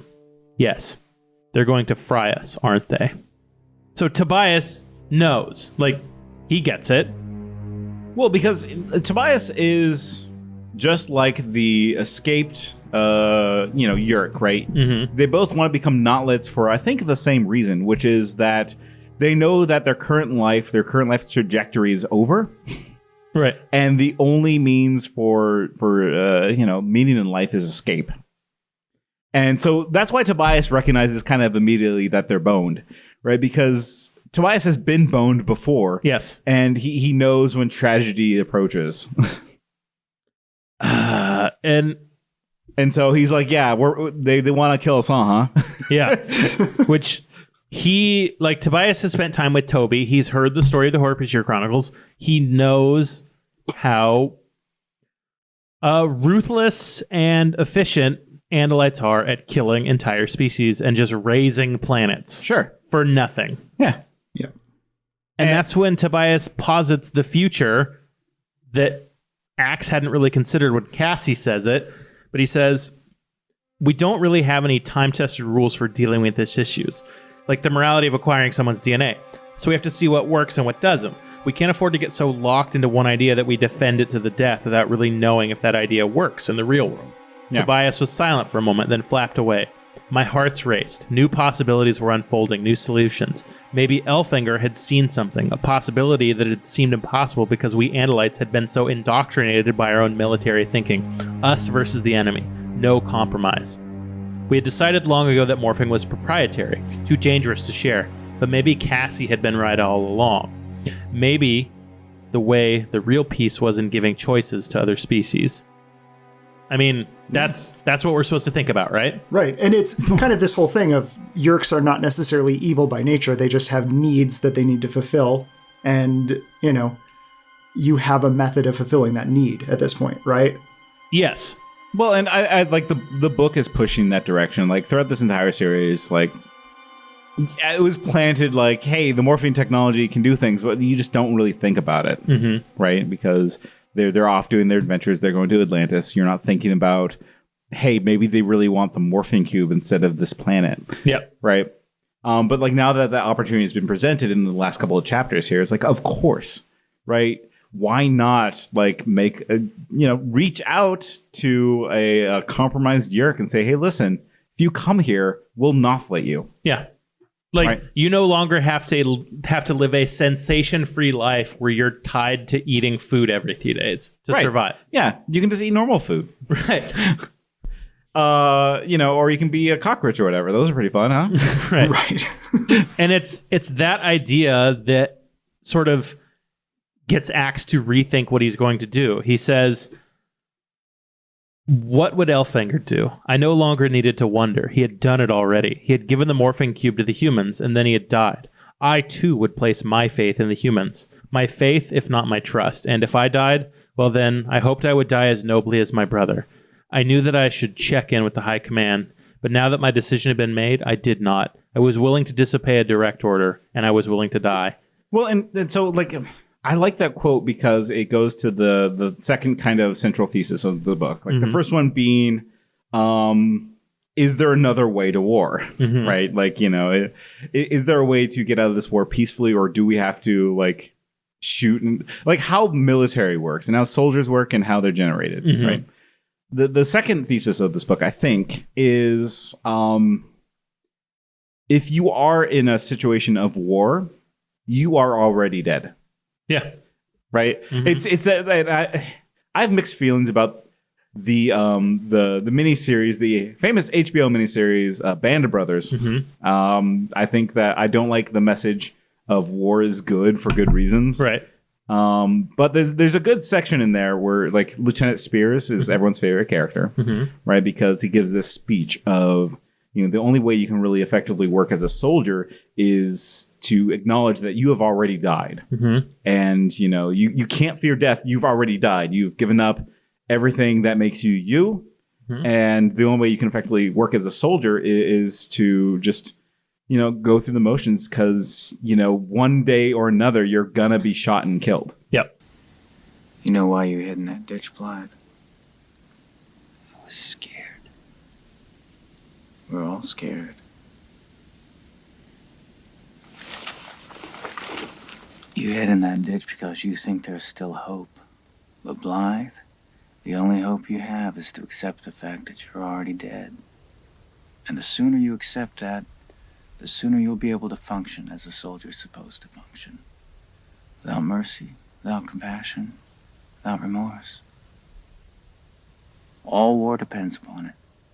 And so Axe has kind of come to that realization too here, I think. I think that Axe, well, and everyone too, like, I think everyone's kind of been in this mindset of they're not getting out of this war alive. Right? Axe is like, you know what? I'm willing to make a sacrifice. Name of the book, in order to help these humans reach their goals. Because before I was willing to make a sacrifice for the Andalite Empire. Either way, Axe is dead. Yeah. Like, if his body's not dead, his soul is. Yeah, His and like, childhood what was it? certainly is. Yeah, like, right, exactly. Like, he was thinking about his childhood, you know, when he originally wandered out into the woods, right? He's like, you know, if I was in the Andalite homeworld, I'd be studying for midterms. I'd be playing, what's Andalite sport? Driftball. What was the stupid sport in Final Fantasy X? Oh, God.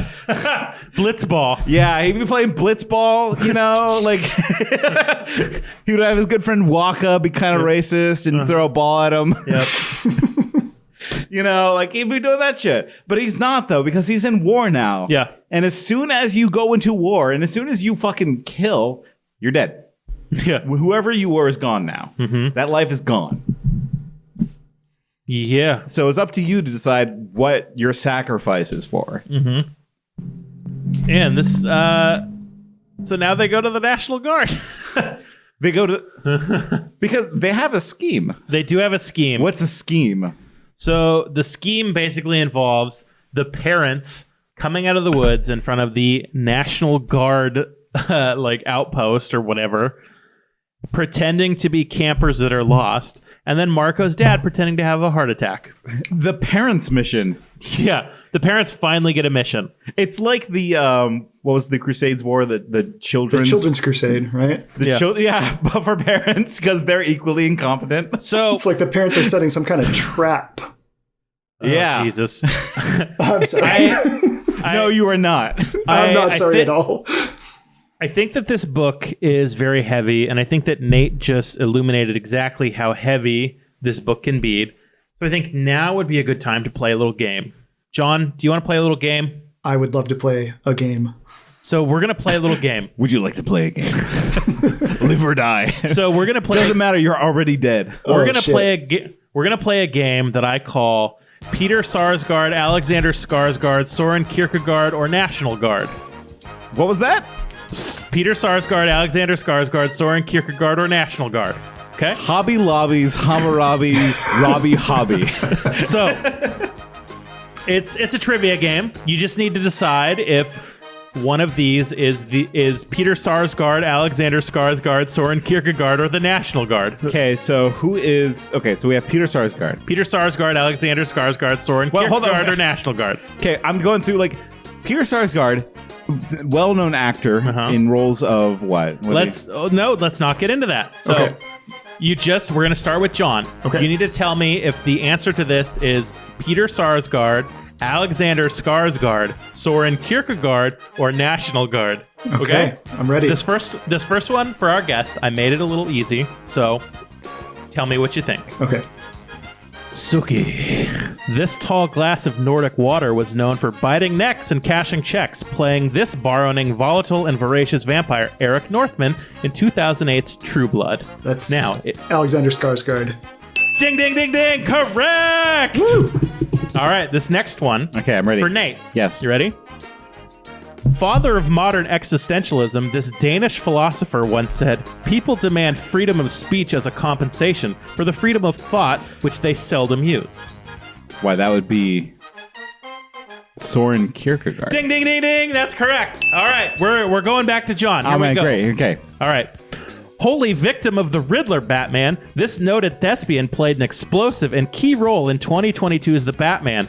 Don't tell the Caped Crusader that this actor is also married to Bruce Wayne's main squeeze, Maggie Gyllenhaal. So that's Peter Sarsgaard.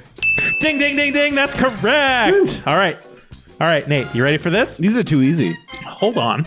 Those are the warm-ups. You ready? Okay, I'm ready.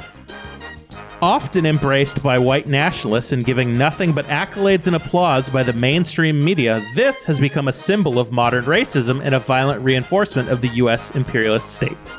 The National Guard. Wrong. That's Alex Skarsgård starring in The Northman. No. Okay, John, you ready for the next I'm ready. one? I'm ready. Okay. Called into hospitals and used to help the overwhelmed American healthcare system, this helpful and life-saving group has traveled around the world, and its life-saving numbers list in the hundreds of thousands. Well, that sounds like the National Guard. Yes. Wrong. Let's hear it for masks. That's right. Also called a SARS guard. Oh. That wasn't one. Ready for it? Ready for what, Nate? That wasn't one of the options. I have a dream that one day these fellas won't be making the news in Maryland for forcing a black National Guardsman to wear a chain around his neck while getting called slurs. Is that Peter Sarsgaard, Alexander Skarsgård, Soren Kierkegaard, or the National Guard? The National Guard. Ding, ding, ding. Whoopsie. It's the National Guard. Whoopsie. All right, John, you ready for the next one? I'm ready. So, there is no love without forgiveness, and no forgiveness without love. So, yes, that's an affirmative, soldier. You can still enlist in this group with a conviction for domestic violence on your record. That's the National Guard. Ding, ding, ding, ding. Correct. All right, Nate, this one's for the bacon. Are you ready? Is any of them going to be Alexander Skarsgård? Awooga! This flaxen-headed hunk swung into our hearts in this gritty imagining of the classic character in 2015's The Legend of Tarzan. Alexander Skarsgård. Ding, ding, ding, ding. Correct. Alexander Skarsgård. And that was Peter Sarsgaard, Alexander Skarsgård, Soren Kierkegaard, or the National Guard. What about the SARS Guard? I wasn't keeping score. Oh, fair enough. So, I think you tied. What does John get for his miraculous win? He gets the Animorphs looting the National Guard. Hell yeah. 12,000 pounds of bombs. It's a treat. You know what? Like unlike the bomb, the Northman. Okay. Sorry, the bomb. Look, all I'm saying is Alexander Skarsgård played a character in True Blood named Eric Northman, and then he starred in the movie The Northman. It's just same character, that's all. You know who's a great character actor, though? Marco's dad. Should be played by Peter Sarsgaard. He should definitely be played by some kind of character actor. This is no question. So their plan is to infiltrate the National Guard. They've already created a distraction with Marco's dad being like, "Ooh, I'm sick. Yeah, I got a heart attack. Oh, let me in there, please." So the ancillary Animorphs, the real Animorphs, the real wanna call heroes. Yeah. They're the auxiliary Animorphs. Thank you very much. So, oh, dang. I will get corrections if you don't say it right. Okay, hold on. If we're doing corrections, yeah, I remembered the book where there was a Yeerk inside of an Andalite during the Lyran homeworld. I remember that one. I don't care. I think that was just a traitor. I don't know if he was Yeerked. It was a traitor. He wasn't Yeerk? He was just an asshole, yeah. Oh, fuck that guy. He's Total just a piece dick. of shit. What a dick. Okay, but their plan is to knock out all these National Guard members at the same time. Which is very easy to do because National Guardsmen, small brains, easy to knock out. Yeah, a lot of space to move around. Oh, yeah. Coup, counter, so- coup stuff.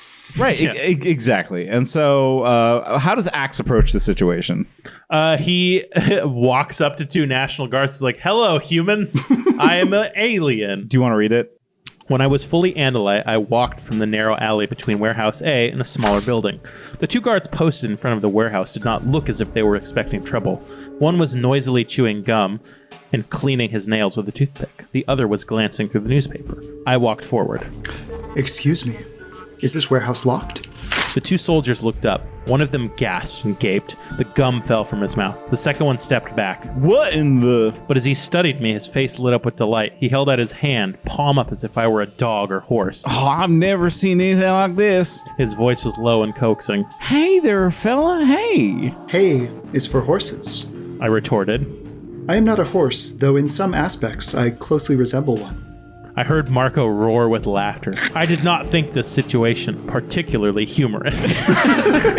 You're doing a bit and you're not thinking that it's funny. Like, what the hell? Right. I'm picturing Marco in the back. It's going, like hand over his face, just kind of like snickering. I mean, that is such a good little bit because Marco, Axe really does not think he is a horse. I think Marco would kill the Yeerk Empire as a goof. God, they knock these guards out. But they realize, hey, they're not compromised because they would have said "and light scum." They would have, done the thing that they do. Yeerks are obligated, just like a cop is if they're undercover. It's like they have to say Andalite scum. They can't have any subterfuge That's about right. it or whatever. If you're a controller, you have to call me scum. Now let me buy a dime bag. Yeah. So they walk into the warehouse after they politely tie these guards up. Well, the guards let them in, right? Yeah, because I'm an alien. We'll beat you up if you don't let us. And whoa, come on in. Yep. And then well, what have we got in here? It's spam. Yeah. What is spam? I asked. Marco shrugged. That's what a lot of people would like to know. Come on, this place is just full of provisions, and it's don't dunk on. We like spam. Spam's good. Yeah. John, are you a spam guy? I would say so. At Boy Scout camp in middle school, when I was reading these books, my favorite thing was a weird spam omelet that they would do. Yeah, also, that sounds good. spam is, I believe, a product of Minnesota. Austin, Minnesota, not to be confused with the cooler Austin. The cooler and much more gentrified Austin. Keep Austin gentrified. Yeah. $8 coffees. That's right. Half haircuts. They would charge you $8 for spam. And the thing I like about nobody eats cold spam. By the way, don't do it. Well, that. I think that's a lot of people's problem. Let's not generalize spam eaters. Yeah, I don't know. Whatever. Keep going. Hey, listen. Use every part of the pig, especially the spam. And yeah, so they find spam. Obviously, this is not the spot. I think eventually James finds the TNT Yeah, zone. James, the most efficient, best Animorph, finds all the dynamite. Right, and they're like, all right, cool, load her up. And they steal a couple of trucks. They start loading up the munitions. And the alarms go off. And they're like, oh, fuck, we got to bounce. Yeah, exactly. They found one of the bodies. Yeah. Right? Because, one of the Animorphs didn't put it into a little hamper. Yeah, There were not enough dumpsters to put bodies in or whatever. Right. You can only put 2 bodies in a dumpster when you're doing precious Malus Necessarium. So make sure you have enough dumpsters nearby. That's right. Yeah. They did not, though. They were lazy. They left the gun on the ground, and a patrolling soldier found the gun. They're like, what the hell? You know what it was probably is like they found the spam, and then those two guards just booked it for the main house. Because I'm like, yeah, you got to tie him up. You got to knock him out. Anyways, moral of the story is the alarm's going off. And Rachel and Naomi, Rachel's mom, and Axe is also in the car as well. Yeah. Is in one of the explosive trucks. Yeah, everybody's loaded into the back with the bombs. Right. They're just going to drive out of there. But then a brave National Guardsman, the National Guards guard, steps in front of the truck and puts his hand up. Is like, no, you got to stop. Stop right now. And Rachel doesn't think they have to stop. Oh no! She pushes on the pedal. Right. So she's gonna Tiananmen Square these National Guards guards. Oh, no. So she's China. Rachel is willing to sacrifice one brave National Guardsman for the Animals mission. Right, and like, you know, Naomi's like, and Naomi, Rachel's mom, is like saying, "Stop it! No, I'm not gonna run over this guy." Right. And it's up to Axe to make the decision to break this tie. Right. And what does Axe do? He pulls Rachel off, and they stop the truck, and they get out using those strong human hands. Yeah. I mean, yeah. If you have weak little dino hands, like you're gonna really want to feel powerful. With you keep thinking of that prehistoric planet with the dinosaur arms, don't you? I do. Yeah. But yeah. So they all stop. You know, Rachel's mother gets out of the truck, and immediately this guy is just like, Naomi? And what I thought was like, oh no, Naomi's dating this captain. Right. Because, like, whatever, newly divorced mom, strapping young, like, National Guard captain. It's one of several kinds of recognized relationships, you know? Exactly. Right. Yeah. That could totally happen. I would watch a Ally McBeal with Naomi. But I mean, to Kimberly Morris, Ghost Rider Extraordinary's credit, we get a much more realistic explanation. Sure. Naomi helped this captain's fail son get out of a DUI ticket. Like, right.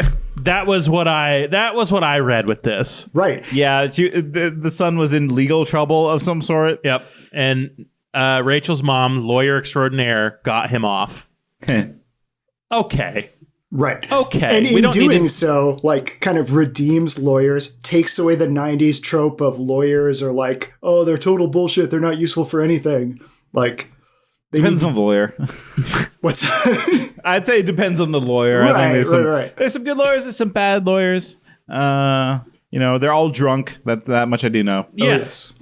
And so Naomi kind of talks down the situation, and Naomi hands over the reins over to our brave strapping leader, Jake. Yeah, she says, actually, this child's in charge. Yeah, you should listen to this kid. He's kind of running this thing.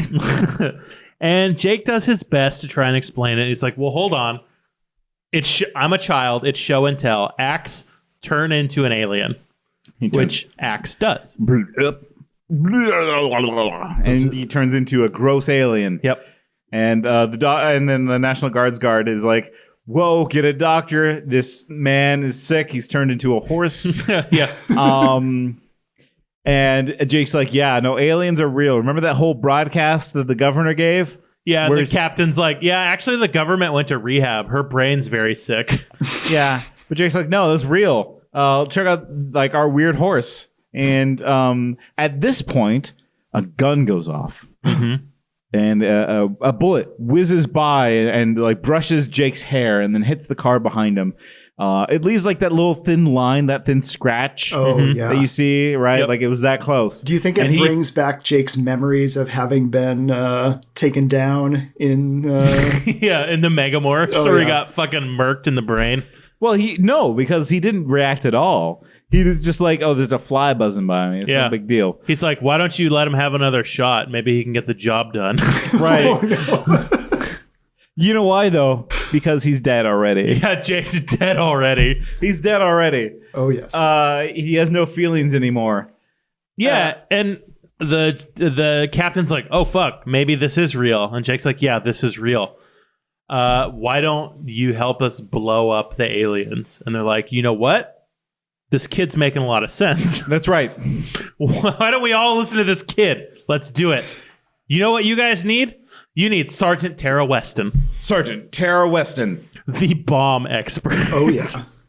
Like, it happens fast. Like, they see the alien. They take this one controller. They hold him down, whatever. Captain's on board immediately. It's like, oh, yeah, we gotta blow up the aliens. Right. Yeah. Like, yeah, doesn't he yeah. very briefly protest to giving a 16-year-old, like, thousands of pounds of bombs and then is easily convinced otherwise? Like, Yeah, I love that because, one, military leadership, very stupid. Well, okay, how about this also? Since we give 18-year-olds guns, might as well give the 16-year-old a gun as well. oh, yeah. Tell him. Said, like, he's used to working to immature young idiots. You tell him, yeah. Get their ass. Get America's ass. Get those guards. Yeah. Yeah, he's surprisingly cool with all of this. And I don't care. It's fine. Like, because really, do we want to spend time debating whether or not they're, like, you know, cool with giving a kid a bomb? No. We only have No, like 60 pages to use the bombs. Yeah. So, Yeah, we want to be using that bomb. And they're like, okay, we're going to do the plan. And then we get kind of the, like, the sad / heartwarming chapter of the book where everybody's saying goodbye to their families. Right. And yeah, it's one of those things where, like, I was kind of expecting more of this early on, right? Of just like, oh, you found out that your child is at war. You know, I think Marco's scene really kind of covered it the best. And I guess, like, you know, this has just been going on off camera, as it were, right? Where it's just like the parents are kind of reconciling that their child has been, you know, at risk for months. But yeah, right. You know, honestly, it's a good scene, right? Because it is. Like, it needs to happen. Yeah, like this is war. This is them kissing their parents goodbye. Right. Like, and we even get a nice little scene where Axe is watching Rachel with her mom, and Rachel's crying. And Axe remarks like, oh, Rachel understands that her childhood is dead. Right. Rachel understands. Yeah. Rachel gets it. Rachel understands and Naomi understands too, right? He says, but now I felt an odd sense of kinship. Perhaps Rachel, like me, suddenly realized that the gulf between the present and her childhood was an abyss of loss.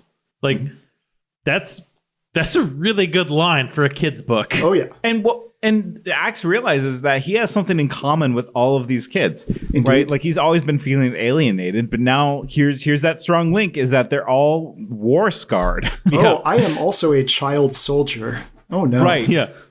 We all have something in common. We can talk about this now, finally. We Yes. all have the thing that we can talk about. The parents were thanked and asked to return immediately to camp. There they would wait for news of the mission's success or failure. They did not argue. Rachel's mother kissed her daughter on the cheek and then stepped back into the shadows. Marco shook his father's hand and hugged his mother, proud but protective. Tobias had morphed human to say goodbye to his mother. He held her hand, reassuring her that all would be well. Cassie and her parents put their arms around each other and touched their foreheads together for a moment before parting. I knew what was happening. Everyone was saying whatever it is that one says to friends and family when they realize they might be parted forever. I had not had such a chance with either my parents or my brother Elfinger. Jake had not had such a chance with his family either. Jake, my prince, stood alone and apart. This might be our last night alive. I knew he felt keenly the absence of his own family. I could not be his family. He could not be mine. But I could be his friend. I walked over to him. You are my prince, I said, and whatever happens next, know that I am proud to have served you. Jake smiled wistfully and put his hand on my shoulder. Axe, for the last time. Yes? Don't call me prince. Aww. Like, it's heartwarming. Like, it really is. They're going through the motion, sure. Neither of them have their families, but they need to have that moment of "you'll miss me when I'm gone," right? Right. Yeah. Yeah. Orphans, found family together kind of deal. Yeah. I mean, this hits hard. Yeah. Like, it really does. Because it's war. Yeah. Wars are sad, and they're sad now. We should feel sad for them because they're saying, "Hey, if I die, you know, you'll remember me for this weird prince thing, right? Don't call me prince." Right. Yeah. It's like you never really get a chance. Like, you don't know when you're saying goodbye to someone unless you're very lucky or it's a planned goodbye, which it almost never is. Like a planned goodbye for those rabbits. Oh, God. Yeah, before the hook. But it's like, it's a very beautiful, tender scene. And the fact that it's handled this well in a ghost-written book, that's a testament to everybody involved. And I got to give it kudos. That's a really strongly well-written scene, and I appreciate it. Yeah. Yeah, Morris is knocking it out of the park, you know? Yeah. Now let's go board a money train. Yeah. Let's... With one Kelsey Grammer, who will have to play Visser 3 in the film. Oh my God. Kelsey Grammer would be such a good Visser 3. You could have David Hyde Pierce play Chapman. Oh, fuck. Just a Frasier reunion? Oh, my God. Why is there a bomb in the pool? Oh, no. Change Melissa's name to Maris. Anyways.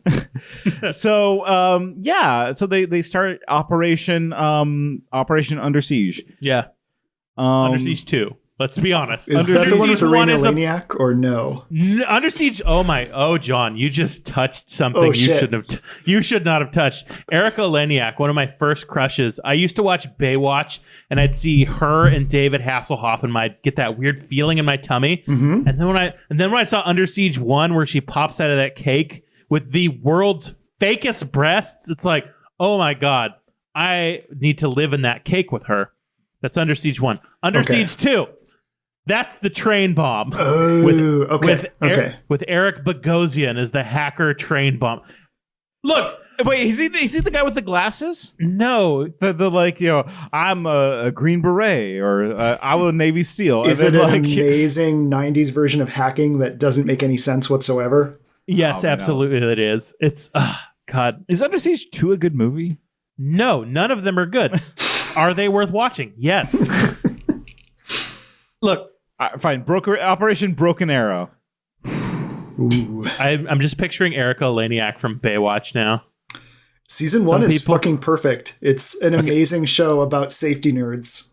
OSHA the show. I'd watch an OSHA show. Look, some people, it's like you see that one, like, oh, they're using a forklift to lift up another forklift. OSHA, get in there. Oh my God. These people are eating at their workstation. You need to be in the break room. You're out, buddy. There's going to be cross-contamination. Make it happen. Yeah, so what really happens, though, is that these military trucks, they drive up to one of these loading stations, right, where they're corralling a bunch of innocent children holding teddy bears. Yep. And the National Guards show, the captain, he gets out of the car and he gets encountered by controller National guards. And they say, what are you doing here? We aren't expecting a delivery. And the captain says, like, well, I have a different set of orders that you have. On whose authority? The major asked, his smile looking quite a bit tighter. On his. Captain Olson nodded at something behind the major. The major turned and let out a shout of surprise. Marco in Gorilla Moore took him down. Surprise gorilla. Fuck yeah. Like, I know we clown on these books for doing boring, unimaginative action scenes. That's good. But when they hit right, they hit fucking right. Oh, yeah. You know what? You know what I've realized about this author? What? She probably writes scripts. Okay. She probably writes a bunch of because these are like movie scenes, right? Yeah. Where it's less about like the narrative and kind of. Well, actually, she does a good job with inner turmoil too. Like, so I'm not going to boil that down, but like the action scenes need to read like movie scripts. Yes. Where it's like you get the setup and the punchline, but like the actual fighting is kind of boring to read. Right. So you have to get the setup and then you cruise by the actual punchline, which is just Marco knocks them out. Right. Yeah, That's and she the just important runs bit. through it, right? Like it's super fast and it gets to the I point. don't care, right? And she writes it in such a way that it's fast and it's interesting. Let me read this next part that I think is one of the great Animorphs visuals of the series in terms of like action scenes. Sure. The doors opened, people surged out and pelted for the subway stairs. Those from the first cars already in the dark tunnel tore back through the train toward the open platform. All were so terrified, all were so desperate for escape, that they paid no attention to the strange group that stood lined up on the platform. A grizzly, Rachel. A gorilla, Marco. A tiger, Jake. A wolf, Cassie, a lion, James, a crocodile, Colette, a bobcat, Tuwan, a bull, Kelly, and an Andalite. When the train had emptied and uninfested humans, a group of 10 human controllers in various military uniforms stepped onto the platform. One of the human controllers came forward. So, he said, laughing. Looks like the circus is in town. He turned to his companions. How about we join them in the center ring? Fucking dope. Like, that's... Okay, but like... Super hokey, dope. but like...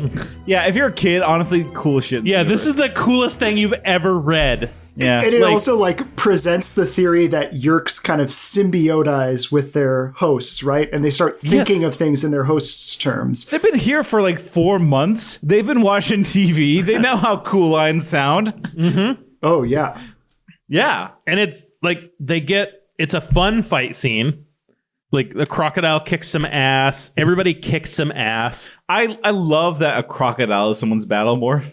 It's so good. Like, the grabbing and just shaking until the thing doesn't fucking move. That is what I would want as my battle morph, honestly. Bobcat? Questionable. Like, okay. Let's all pick battle morphs. John, what's your battle morph? Fucking alligator. Nate? Do you want me to go first? I have mine. Yeah, go for it. Komodo dragon. Why? Because they're big, they're strong, and they're poisonous. Okay. And you don't see one in this. Okay, I've got it. Fugu. I'm gonna be a blowfish, and they're like, "What's this blowfish doing here?" Gulp. Little do they realize, poison fish. Yeah, they just ate poison. They just ate deadly poison. Right. They may have consumed me, but now I get to use my ultimate weapon: meeting God in heaven. I escaped the war in my own way. Just like Knockwood Hawk. But also I fulfilled my duty. All right. Like, I didn't know what you're going to pick. That was better than I could possibly imagine. That great. So we get a fight scene. Yeah. And they realize, oh God, we got to send 3 people on this train. Which I'm like, talk this out beforehand. Like, don't decide now. Yeah, this should have been planned. Because I thought, like, okay, they're going to put bombs on a train, send the train out, and it'll explode. Right. You don't need to be on that train. Right. Unless You you don't- want to do the merciful thing of telling them, even though there's no chance that they can make anything of that. Yes. Right, there's that. And Right. also, what if there's a hidden Hork-Bajir army in the back of the train? Right. Right. So Axe immediately volunteers. Jake volunteers and like, no, Jake, you can't go. You're too important. He's like, but I want to die. Right. And he Rachel's doesn't like, protest enough, I think. Like, he should protest like 3 times before they like accept it. Instead, he's okay with his girlfriend going. yeah. So like Rachel says, I'll go. And Jake says, no, Rachel, you can't go. I need you here with me. And Rachel's like, oh, you need me. Oh, I'm strong. You need me to fight. You're right. I can't go blow that up. That's good. Cousins hanging out. Like, oh, I'm your favorite murder cousin? Oh, good. Oh, I guess Sadler, he died. So yeah, I'm the best one. He's bad at murdering. He's He has really a good low at KD getting murdered. ratio, sadly. Yeah. So they decide Axe definitely going to go. Good with technology. He volunteers. They're like, okay, yeah, makes sense. And Axe even thinks this will give me a chance to die nobly. Right.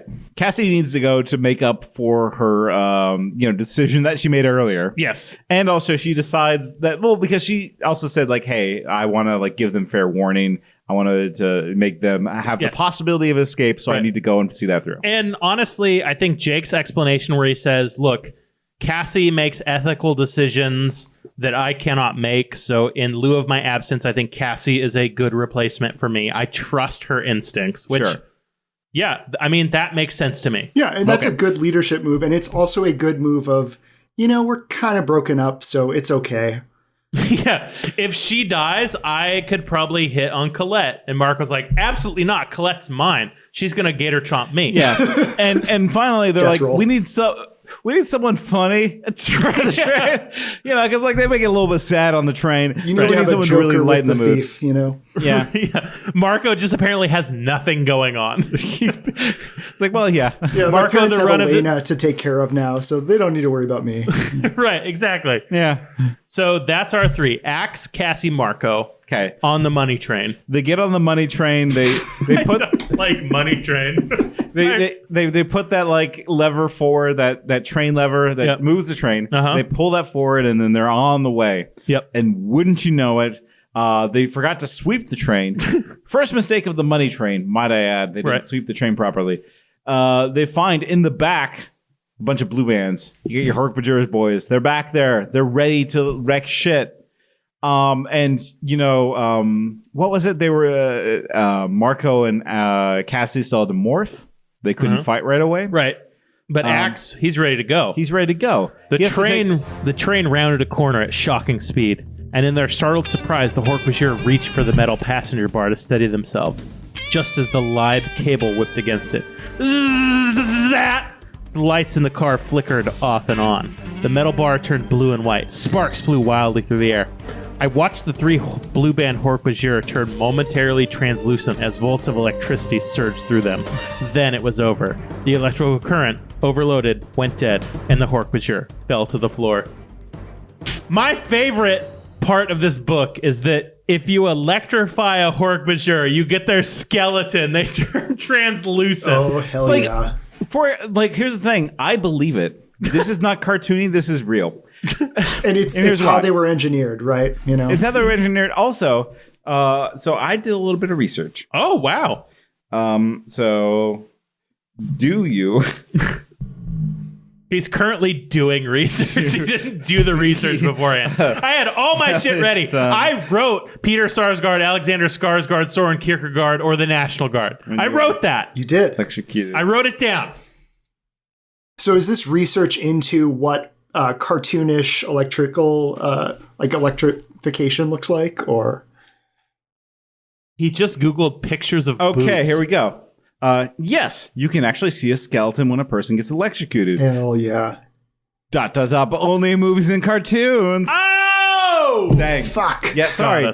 Doesn't happen. But you know, the thing is, though, I do believe it because we don't know Hork-Bajir biology. No. The R&R masters of, you know. Right. Like, yeah, we don't know how they're built. Maybe their bones are like, just react to electricity differently and they glow. I love that you're a Hork-Bajir biological essentialist. That rules. Yeah. It's a great arc. They opened up their heart and said, like, hey, listen, I can take out one of these. There's no problem. So, yes, these Hork-Bajir get zapped. Yeah. We see their skeletons. Yep. So 6 people just died. Yeah. 3 Yerks, 3 Hork-Bajir. That's cool. Yeah, and because Axe is pretty good at fighting. He's gotten pretty good. And it's like, all right, so we're on the way. We need to set the timer on this bomb. Yes. And Marco, he votes 3 minutes because he's like, listen, things have already kind of gone awry. I want to make sure this gets done. 3 minutes is good. Cassie says no. Cassie says no, and Axe agrees with her. He says, Cassie is right. We agreed to give a full 5 minutes to those who wish to escape. To give them less would be dishonorable and inhumane. It really makes that Cassie Axe chat chapter pay off. Sorry. I mean, yes. Like, this writer understands that these two ideologies are similar and also coming to a head. They're compatible. They're not the same. Right? Yeah. I don't think Axe fully forgave Cassie for her actions. No. But instead, Axe understands Cassie's motivations and understands that she's not a traitor. She just has a different moral code. And while that's not his moral code, he understands it. Yes. Right. So, like, that's good. That's a good conclusion to that. Yes. Right. He doesn't understand the human moral code, but he can come to terms with it. Yes. And so they decide Cassie's not going to be the one to flip the switch because they don't trust her to do it. Right. Which, I mean, that's also fair. Well, critically, they don't trust her to not sacrifice herself in doing so, right? Yes. Yeah. Yes. So it's between Marco and Axe, and they're like, Marco's like, hey, let's flip a coin. And Axe does the last, like, I don't understand what this means. I'm a dumb alien. Yes. Joke. And I entered into the decision-making process called the coin toss. I declared heads, and I won. So Axe gets to hit the detonator. Well, okay. Last question. How many life-changing questions have you answered with a coin flip? Just once. I gave this lady at a hotel the chance to flip a coin, and she passed. Oh. Because I'm No Country for Old Man. That's me. Oh, yeah. Oh, yeah, it's good. What's the most you ever lost in a coin toss? Everything. I love I that moved movie. across the country on essentially a coin toss. But I think what you do... Wait. Nope. Explain that. Yeah, so when I was like 26, it snowed so much here that the fucking Metrodome collapsed, which is like what our football stadium was back in the day. And I was like, I'm going to look for jobs elsewhere. And I looked in Austin, in Portland, and in a few other places. And I ended up getting a job in Austin. And I kind of decided, like, I don't know if I actually want to do this. And it was really just a coin flip. But the real thing with a coin flip is you are testing whether or not your instinct is going to push you the other way, right? Because it's like, if it lands the way that your instinct is kicking you against, it's going to fucking... You'll fight against it. What's that? You'll fight against it. Exactly. You're like, oh, yeah. So the coin it's flip heads. is I really wanted tails. Yeah. Yeah, it's really just a test of like what your actual instinct is, right? Not me. No instincts. Just go with the coin. The coin decides. I'm Harvey Dent. Yeah. Yeah. You know what else makes a good use of coins? Who? Why, Agent 47. Yeah, makes a great use of coins. Malus To Necessarium. distract. To distract and to deploy. Maybe this is a distraction, but Axe wins this coin toss, and ultimately it doesn't matter because he just hits the timer button and it turns into a cockroach. Right. Like that was the flip. That's what that was Yeah, about. and it was just this whole thing of like, once again, a death-defying thing where it's like the 98% outcome is death, but of course he's fine. Well, and I was thinking, like, this book's named The Sacrifice. I'm thinking Axe might die in this one. You know, like, because whatever. Like, if a book is called The Sacrifice, I imagine that our alienated alien is going to make some sort of sacrifice. And, like, okay, this is the moment. This is when he makes a sacrifice. He did a coin flip and he lost and he's okay with it. Even earlier, he said, I would die for these humans. Yes. He's made peace. No, He's he always doesn't dead. die. No. Like, and we can argue that the sacrifice could have been Axe's life, but We'll get to what I think there's a good point. we will make a point to what I think the sacrifice is, probably what Nate thinks the sacrifice is, and we'll get to that. But until then, the train hit the end of the track and I felt it go airborne. It arced through the air and jackknifed over the Yerk pool. Did the money train do that? I've never seen Money Train. And I think wasn't it Money Plane? No, there's Money Train and there's also Money Plane, yes. Well, there's Money Train and Soul Plane. Are they related? No, they're not. I think Snoop Dogg could fly a plane. One is about a train that has money in it. The other one is a plane that has soul in it. Okay, all right. Fair enough. That's my bad. I'll do better. I do better. A commitment to doing better. That's Fine. what I'm doing. They do an Under Siege and they plant themselves into the Yerk pool. I'm just thinking of Erica Eleniak again. That's right. Like the most plastic woman ever born, but I don't care. Well, that orange bathing suit with the little like life preserver, man. But that's who's her currently wearing becoming it? more confident. Like, it's, that's her choice. It's cool. It's so good. It's so good. Don't judge Tyler. Judge? You think I'm judging? Yeah. Would never. So, Axe turns into a cockroach, survives the train wreck. Yes. Along with everyone else. He's yelling out for Cassie, yelling out for Marco. Cassie says, I'm here, while pulling a slug out of her ear. Yes, they've landed. They've landed in the Yerk pool. The train is sinking. They're covered in sludge. Covered in Yerk. In Yerk sludge. And Cassie morphs out. I mean, pulls the slug out of her ear. Yeah, just like, ew, get out of there. Right. Because at this point, they're not freaked out by this situation. So Cassie pulls out the Yerk slug, and she's like, listen, I got to get on the top of this train. Let everyone know that there's a bomb. And she gives this great bomb speech. There are 10 1,000-pound bombs on this train, Cassie shouted. They're going to go off in 4 minutes from now. You have 4 minutes to evacuate. Anyone here in 4 minutes is dead. If there had been panic before, Cassie's announcement produced utter pandemonium. Now the Yeerks knew for sure the crash was no accident.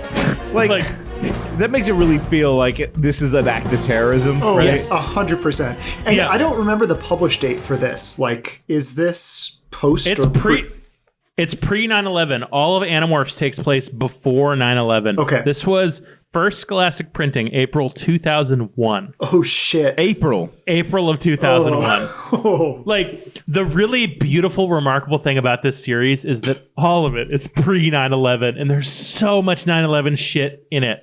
Yeah. I mean, they didn't drive a train into the World Trade Center, but they would have if they had the opportunity. So yeah, was if the this train could fly, they would send it into the World Trade Center. That's right. No. If this is pre what? I wonder if it's pre-USS Cole.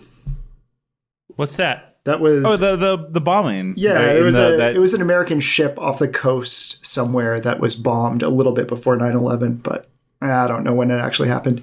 It was around the same time, but... Tyler forgot the coal. Yep. Do you remember the main? Nope. Okay. There's all these. Look, the only coal I care about is Rust Coal from True Detective Season 1. Oh, yeah. Well, either way, Cassie's doing her best to create a panic because she wants them out of there. She wants to save lives. And, like, so pandemonium kicks off. Everyone's trying to save each other, right? Yep. Like, that's the big deal in this scene is that... Yes. I mean, let me say it. Several human controllers did not run immediately for the exits or the tunnels. Instead, they joined our efforts to free the imprisoned. Perhaps they were unwilling hosts whose Yeerks were currently feeding in the pool. Perhaps they were human controllers who worked with their Yeerks as members of the freedom movement. Quickly, these helpers gathered tools and stray pieces of metal wreckage, began to break open the locks of the cages. Cage by cage, they worked to free the prisoners. I turned back toward the pool and saw Marco as Gorilla struggling with one cage. A female human controller ran over with a key. She turned it quickly and helped him release the trapped people, just as something monstrous rose from the surface of the pool. Something monstrous, you say? Right? So What is this creature? Let's not do that yet. Let's talk about how the repudiation of Axe's all Yeerks gotta go happens right here. Oh, yeah. Several human controllers did not run immediately for the exits or the tunnels. Yeah. And Axe even says, are they with the Yeerk peace movement? Could be. Or maybe they're just Yeerks who want to save other Yeerks. Exactly. Or, like, you know, it's this whole thing of they're people. They're thinking people who are in an emergency situation, right? Right. It's like, this is the complicated, beautiful goodness at the heart of Animorphs, where it's like, I mean, if there are human beings in trouble, you kind of forget about your own safety and you run in there and you help them. Yes. Yeah. And like, you don't see this in a lot of kids' literature. Like, let's draw the comparison between this and Harry Potter. There are no good Death Eaters. There's no part in those books where they're like, oh, what if these evil fuckers are actually humans capable of dignity and kindness? We don't get that. We get that with Yeerks. What's a Death Eater? I don't know, the evil Harry Potter wizard. Yeah, I they have honestly don't. that tattoo or whatever. Yeah, I don't fucking remember. I'm pretending not to know it. I liked it quite a bit at a certain age, so I do know it. But yeah, Tyler, you know it too. You know it. No, I honestly, like, the only Harry Potter stuff I knew, I read years ago. I never watched all the movies. The only time I even pretended to care about it was for one of my exes. Sure, okay. And it's like, fine.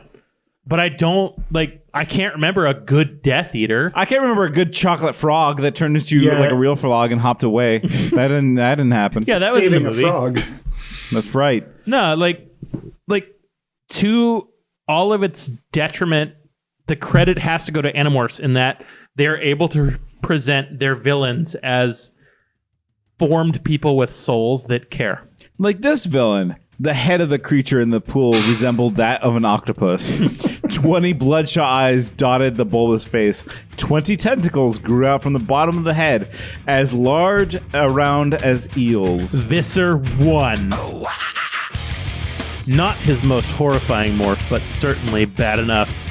Andalite scum! Vile human resistors! I will tear the heads from your bodies before I let you escape again! Our boy, Visser 3, shows up He's ready to rumble. He knows there's a fight going on. Yeah. And Marco says, that's right. 10 1,000-pound bombs right behind you, no lie. For a moment, I thought Visser 1 would spontaneously combust. Rage emanated from his morphed body. Rage and frustration. He tried to speak, but his voice came out as a choked gurgle. And then the octopus-like creature sank below the surface of the sludgy pool.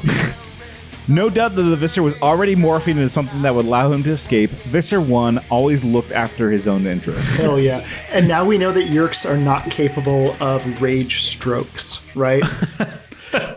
Like, he was so angry that he just fucked off. Nate was telling me before I reread this book this week, he said, oh my God, Visser 3 did something. I think it's my favorite thing he's ever done. Right. It's the equivalent of, have you ever read a tweet so bad that you just fall asleep? Right? Like it's like it's the thing that like you encounter that your brain just needs to escape from. And he's just like, have you ever encountered a situation where you just fuck off because you're so mad? And it's great because, yeah, of course, Mr. 3 would do that. Yeah. Yes. Just press the block button, get out of there. Yeah, he's out. He's done. The coward just immediately runs. Like, well, never mind. Well, no, like, he's fucking pissed off. He's not never mind, but he's just, like, silently turns into a sparrow and flies off. And the bomb goes off. Yeah. We get like a cool flyaway from the explosion moment, which nobody escaped this bomb. Oh, totally. No, you're 100% right. Like, maybe like 5% of people escaped it, right? No, the ones that escaped are the ones that could morph. So the loyal soldiers. Right? Yeah, they blow up the Yeerk pool. It absolutely caves in. It's destroyed. It takes the whole town with it, right? Like, it's a city block, right? Yes. Yeah, a city block kind of sinks. Majority of downtown, right? Like, sure. Yeah, it's all destroyed. Yeah, buildings are falling over. Yeah, they're the only ones that really escape. Right. Why even bother? But like, again, I think it's partially just the gesture of it. Right? And it's like, it gets summed up perfectly by Marco. He says, well, that's something, Marco pointed out. But you know what the saddest thing about this whole situation is? The saddest thing is this is our greatest victory, and I've never felt more depressed in my life. And it's like, that's fucking war. That's war.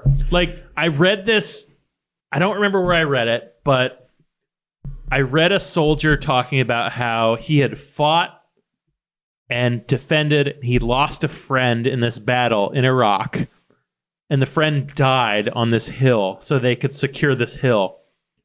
And then sometime later, the hill they just gave over to the Iraqis. And he's like, my friend died here, and now we just give it away. Which, yes, we should have just given it away.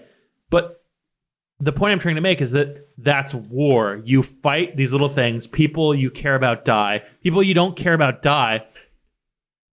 And it's not something to be valorized. It's not something to care about. It's not something that makes you a hero. It's just another way for us to die. And that was such a wonderful little thing that we got. Wonderful, not wonderful, but awful little honest truth in this that we wouldn't normally get in other kinds of books. What does it mean to win a war? Right. Oh, God. Right. Like, you know, it's like you win by killing all the soldiers, right? Yes. All the bad guys. Yes. That's how you win, right? It's not like, well, I mean, like, think about it. We won World War II. We didn't kill the Nazis, right? Okay, bad example, right? Like, it's like when you win a battle, it's just like you round up all the soldiers and they either get shot or imprisoned, and that's how you win. You walk around the dead bodies and say, we've killed them all. Yes. Right? And if you're just a soldier with like, you know, you just look around, it's just like, do I celebrate this? Right. Like, they don't like fucking shoot off fireworks and sing Yub Nub, right? No. It's just like you're surrounded by destruction. Yes. That's how you win. And I guess my point is lesser child fiction they would be celebrating right now. Yeah, Star Wars. Exactly. Yeah, Star Wars. They would be drumming on the helmets and the skulls of stormtroopers. Right. It's what. Listen, I like the original Star Wars. I'm not gonna lie about that. It's great. But like, you know, it's a more immature book than Animorphs. Yeah. Right. It's like, you know, when you fucking shoot a dude, you don't say yay. Right. Right. You're depressed. It sucks. Right. And a little bit of you dies along with it. Yeah, that dude is never going to like make a joke towards his barista again. Like That's right. Yeah. He says, I too would have to justify my actions to an angry Andalite high command if I ever chose to speak to the Andalites again. They would never understand and I would never be able to explain, but for good or ill, I had thrown in my lot with the humans. Humans. Violent but peace-loving, passionate but cerebral, humane but cruel, impulsive but calculating, generous but selfish. Humans. Altogether a contradictory and deeply flawed species, and yet somehow I knew that they represented the best hope of the galaxy, perhaps the only hope. Axe, Jake addressing me in private thought speak. Yes, thank you, he said. You are welcomed, I answered. Then to myself, I mentally added, Prince Jake. So, what is the sacrifice? We're there. We're at the end of the book. What's the sacrifice? Let's start with John. John, what do you think the sacrifice is? So the sacrifice is their childhoods plus secondarily like 30,000 people. And who can say what's more important? We don't know. I would say the people in that pool, they didn't make a sacrifice. No, they certainly didn't choose to. No. Like, honestly, I kind of love, and I agree with you, John, that the sacrifice is their childhood and by extension their souls.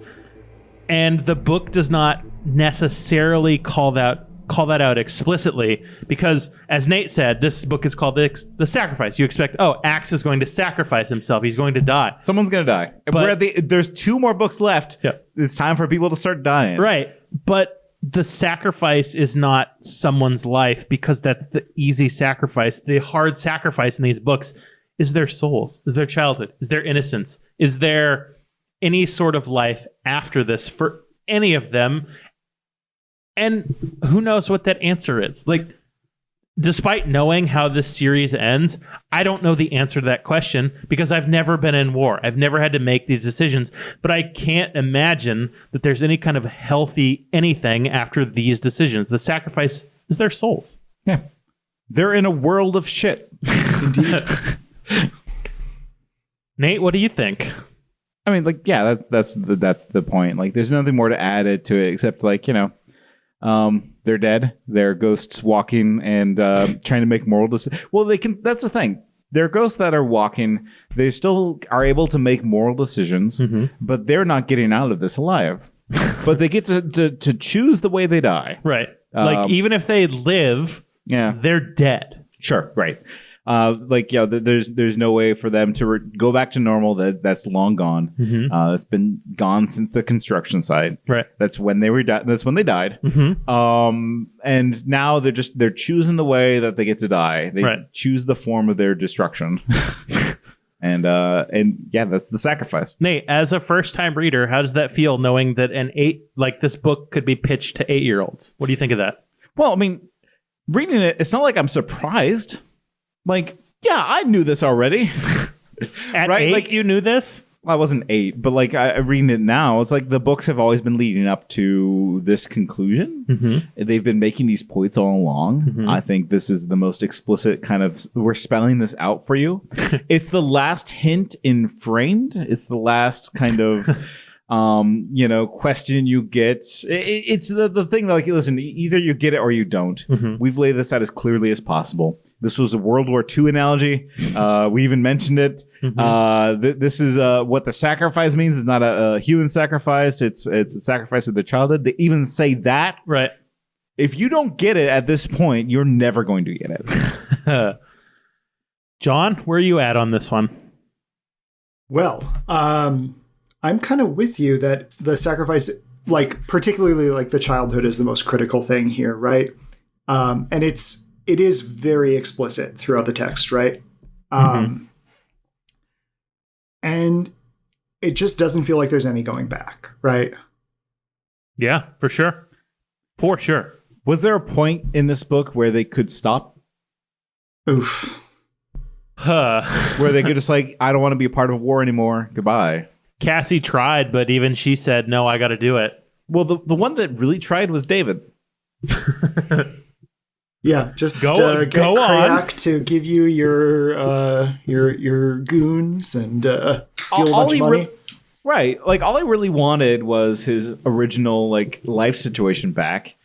And in lieu of, like, not having that again, he just, like, okay, well, I want to go off and do crimes. Goodbye. And, like, like, that was somebody trying to attempt to, like, get his own life back. Mm-hmm. Yeah. No, sorry. Like, you can't. Yeah. So how much money in the year 2000 would you need to have a rat live in luxury for its entire natural life? That's the question for David. I mean, probably not much. It was pre 9/11. Yeah, Gas right. prices like $1 a gallon. That's right. Now that freaking Joe Brandon he did that. Yeah, let's go, buddy. Oof. Yeah. How does it feel to be, Nate, for you in this slow going, painful tragedy towards the end of Animorphs? A little bit of relief, I think. I think that, like, they're finally getting to the fireworks factory. Like, throughout the book series, we've been waiting for the moments where they can't have, where their soul dies. Mm-hmm. Right? And, like, we've had bits and pieces of that along the way, especially for Jake, because Jake's the most important one. Right. But, like, now they're all kind of feeling that, and it feels good. Let me ask you this, Nate. Yeah. Does this feel like a conclusion to Axe's arc? Why do you ask that? I mean, it's the last Axe book. This is the last Axe book. Does this feel like a conclusion to his arc? Reading this, I was thinking, like, when is Axe gonna die? Is he dying now? He's already made peace with dying for the humans. When's Axe gonna die? Why do you think Axe is the one who's going to die? Because he's not human. Because he was the last. I think that, like, with these kind of ensemble cast, it's first in, first out, or last in, last out. Okay. Or first in, last out. One of those combinations. So it's one of every type of combination. One of those. No. It's first in, first out, right? Like they're in the Animorph stack, right? And Axe is the last person to join, so he's the first one to pop off the stack and die because what is this? Like, he doesn't have a home life. He doesn't have anything anymore. Yeah, he's essentially given up his place in Andalite culture. Right. And, like, for a good portion of these books, he's the joke. And, like, again, like, they've done a good job really humanizing Axe and giving him a backstory and making us feel things for Axe. But at the same time, if you want to have that, dramatic sacrifice, you kill Axe. If you want to have the dramatic sacrifice, you kill Data. Sorry. Right, because so this is the nemesis where they they killed Data here because, like, there's something up with him that doesn't make him as human as the others. Okay. Right. So you think Axe is the one? I thought Axe was gonna die. Okay, fair enough. I still expect they're gonna die. Like, come on, like, somebody's gonna be dying here soon. But like, when I read the sacrifice, I'm like, okay, so he's gonna do a heroic sacrifice. But he didn't, and that was a good surprise. So do you like it more knowing that the sacrifice is more cerebral and more to the soul of humanity rather than this character died? I'm just asking how you feel about these books and what they present. No, I like it more, right? I mean, like, I think that it's more... It gets the message across, right? It's not about whether or not I like the message. Right. Like, the message isn't fun, but, like, what these books are trying to say is loud and clear. We know what that message is now. Yeah. So there it is. And, like, are we supposed to draw conclusions from it? No. Like, there is nothing here saying, and this is how you should feel about that. It's just, here's a thing here's war. Enjoy. And so, like, your mileage may vary. Right. And in that sense, very successful. Boy, I'm bummed out by that. And that's successful. John, how do you feel about this? You like it? You dislike it? What do you think? I quite liked it. And it just feels like it's really pushing the needle forward. Like, I don't know. It's a big in, right? It is. So let me ask you this, John. when we posted the spreadsheet signing up to be on this podcast with the books, did you pick this book or was it one that was open? Yeah, so it ended up being one that was open, but I'm happy I went for it. I initially wanted to do the nukes one with Axe. Ooh, why? Because like my teenage memory of it was like, oh, this is super cool. A whole ton of shit happens. And ultimately, I'm happy I went with this instead because it is like kind of penultimate before things really start changing. Mm-hmm. You know, I was an Axe kid growing up, so it's good to have something. We're all with my kind of boy. Axe kids in that, you know, I could eat the entire cinnamon bun. It's fine. It's fine. It's good stuff. It's good stuff. I have made my case for this book. I enjoyed it. Yeah. Like Nate said, I don't think the message is good, but it's not clear. It's not supposed to be good. It's not supposed. You're not supposed to say "hooray" at the end of this book. Yay! Yay! They blew up the town. Yay! They killed a bunch of people. Yeah, our heroes are glassy-eyed psychopaths who will never walk the earth ever feeling happiness again. Woo! You got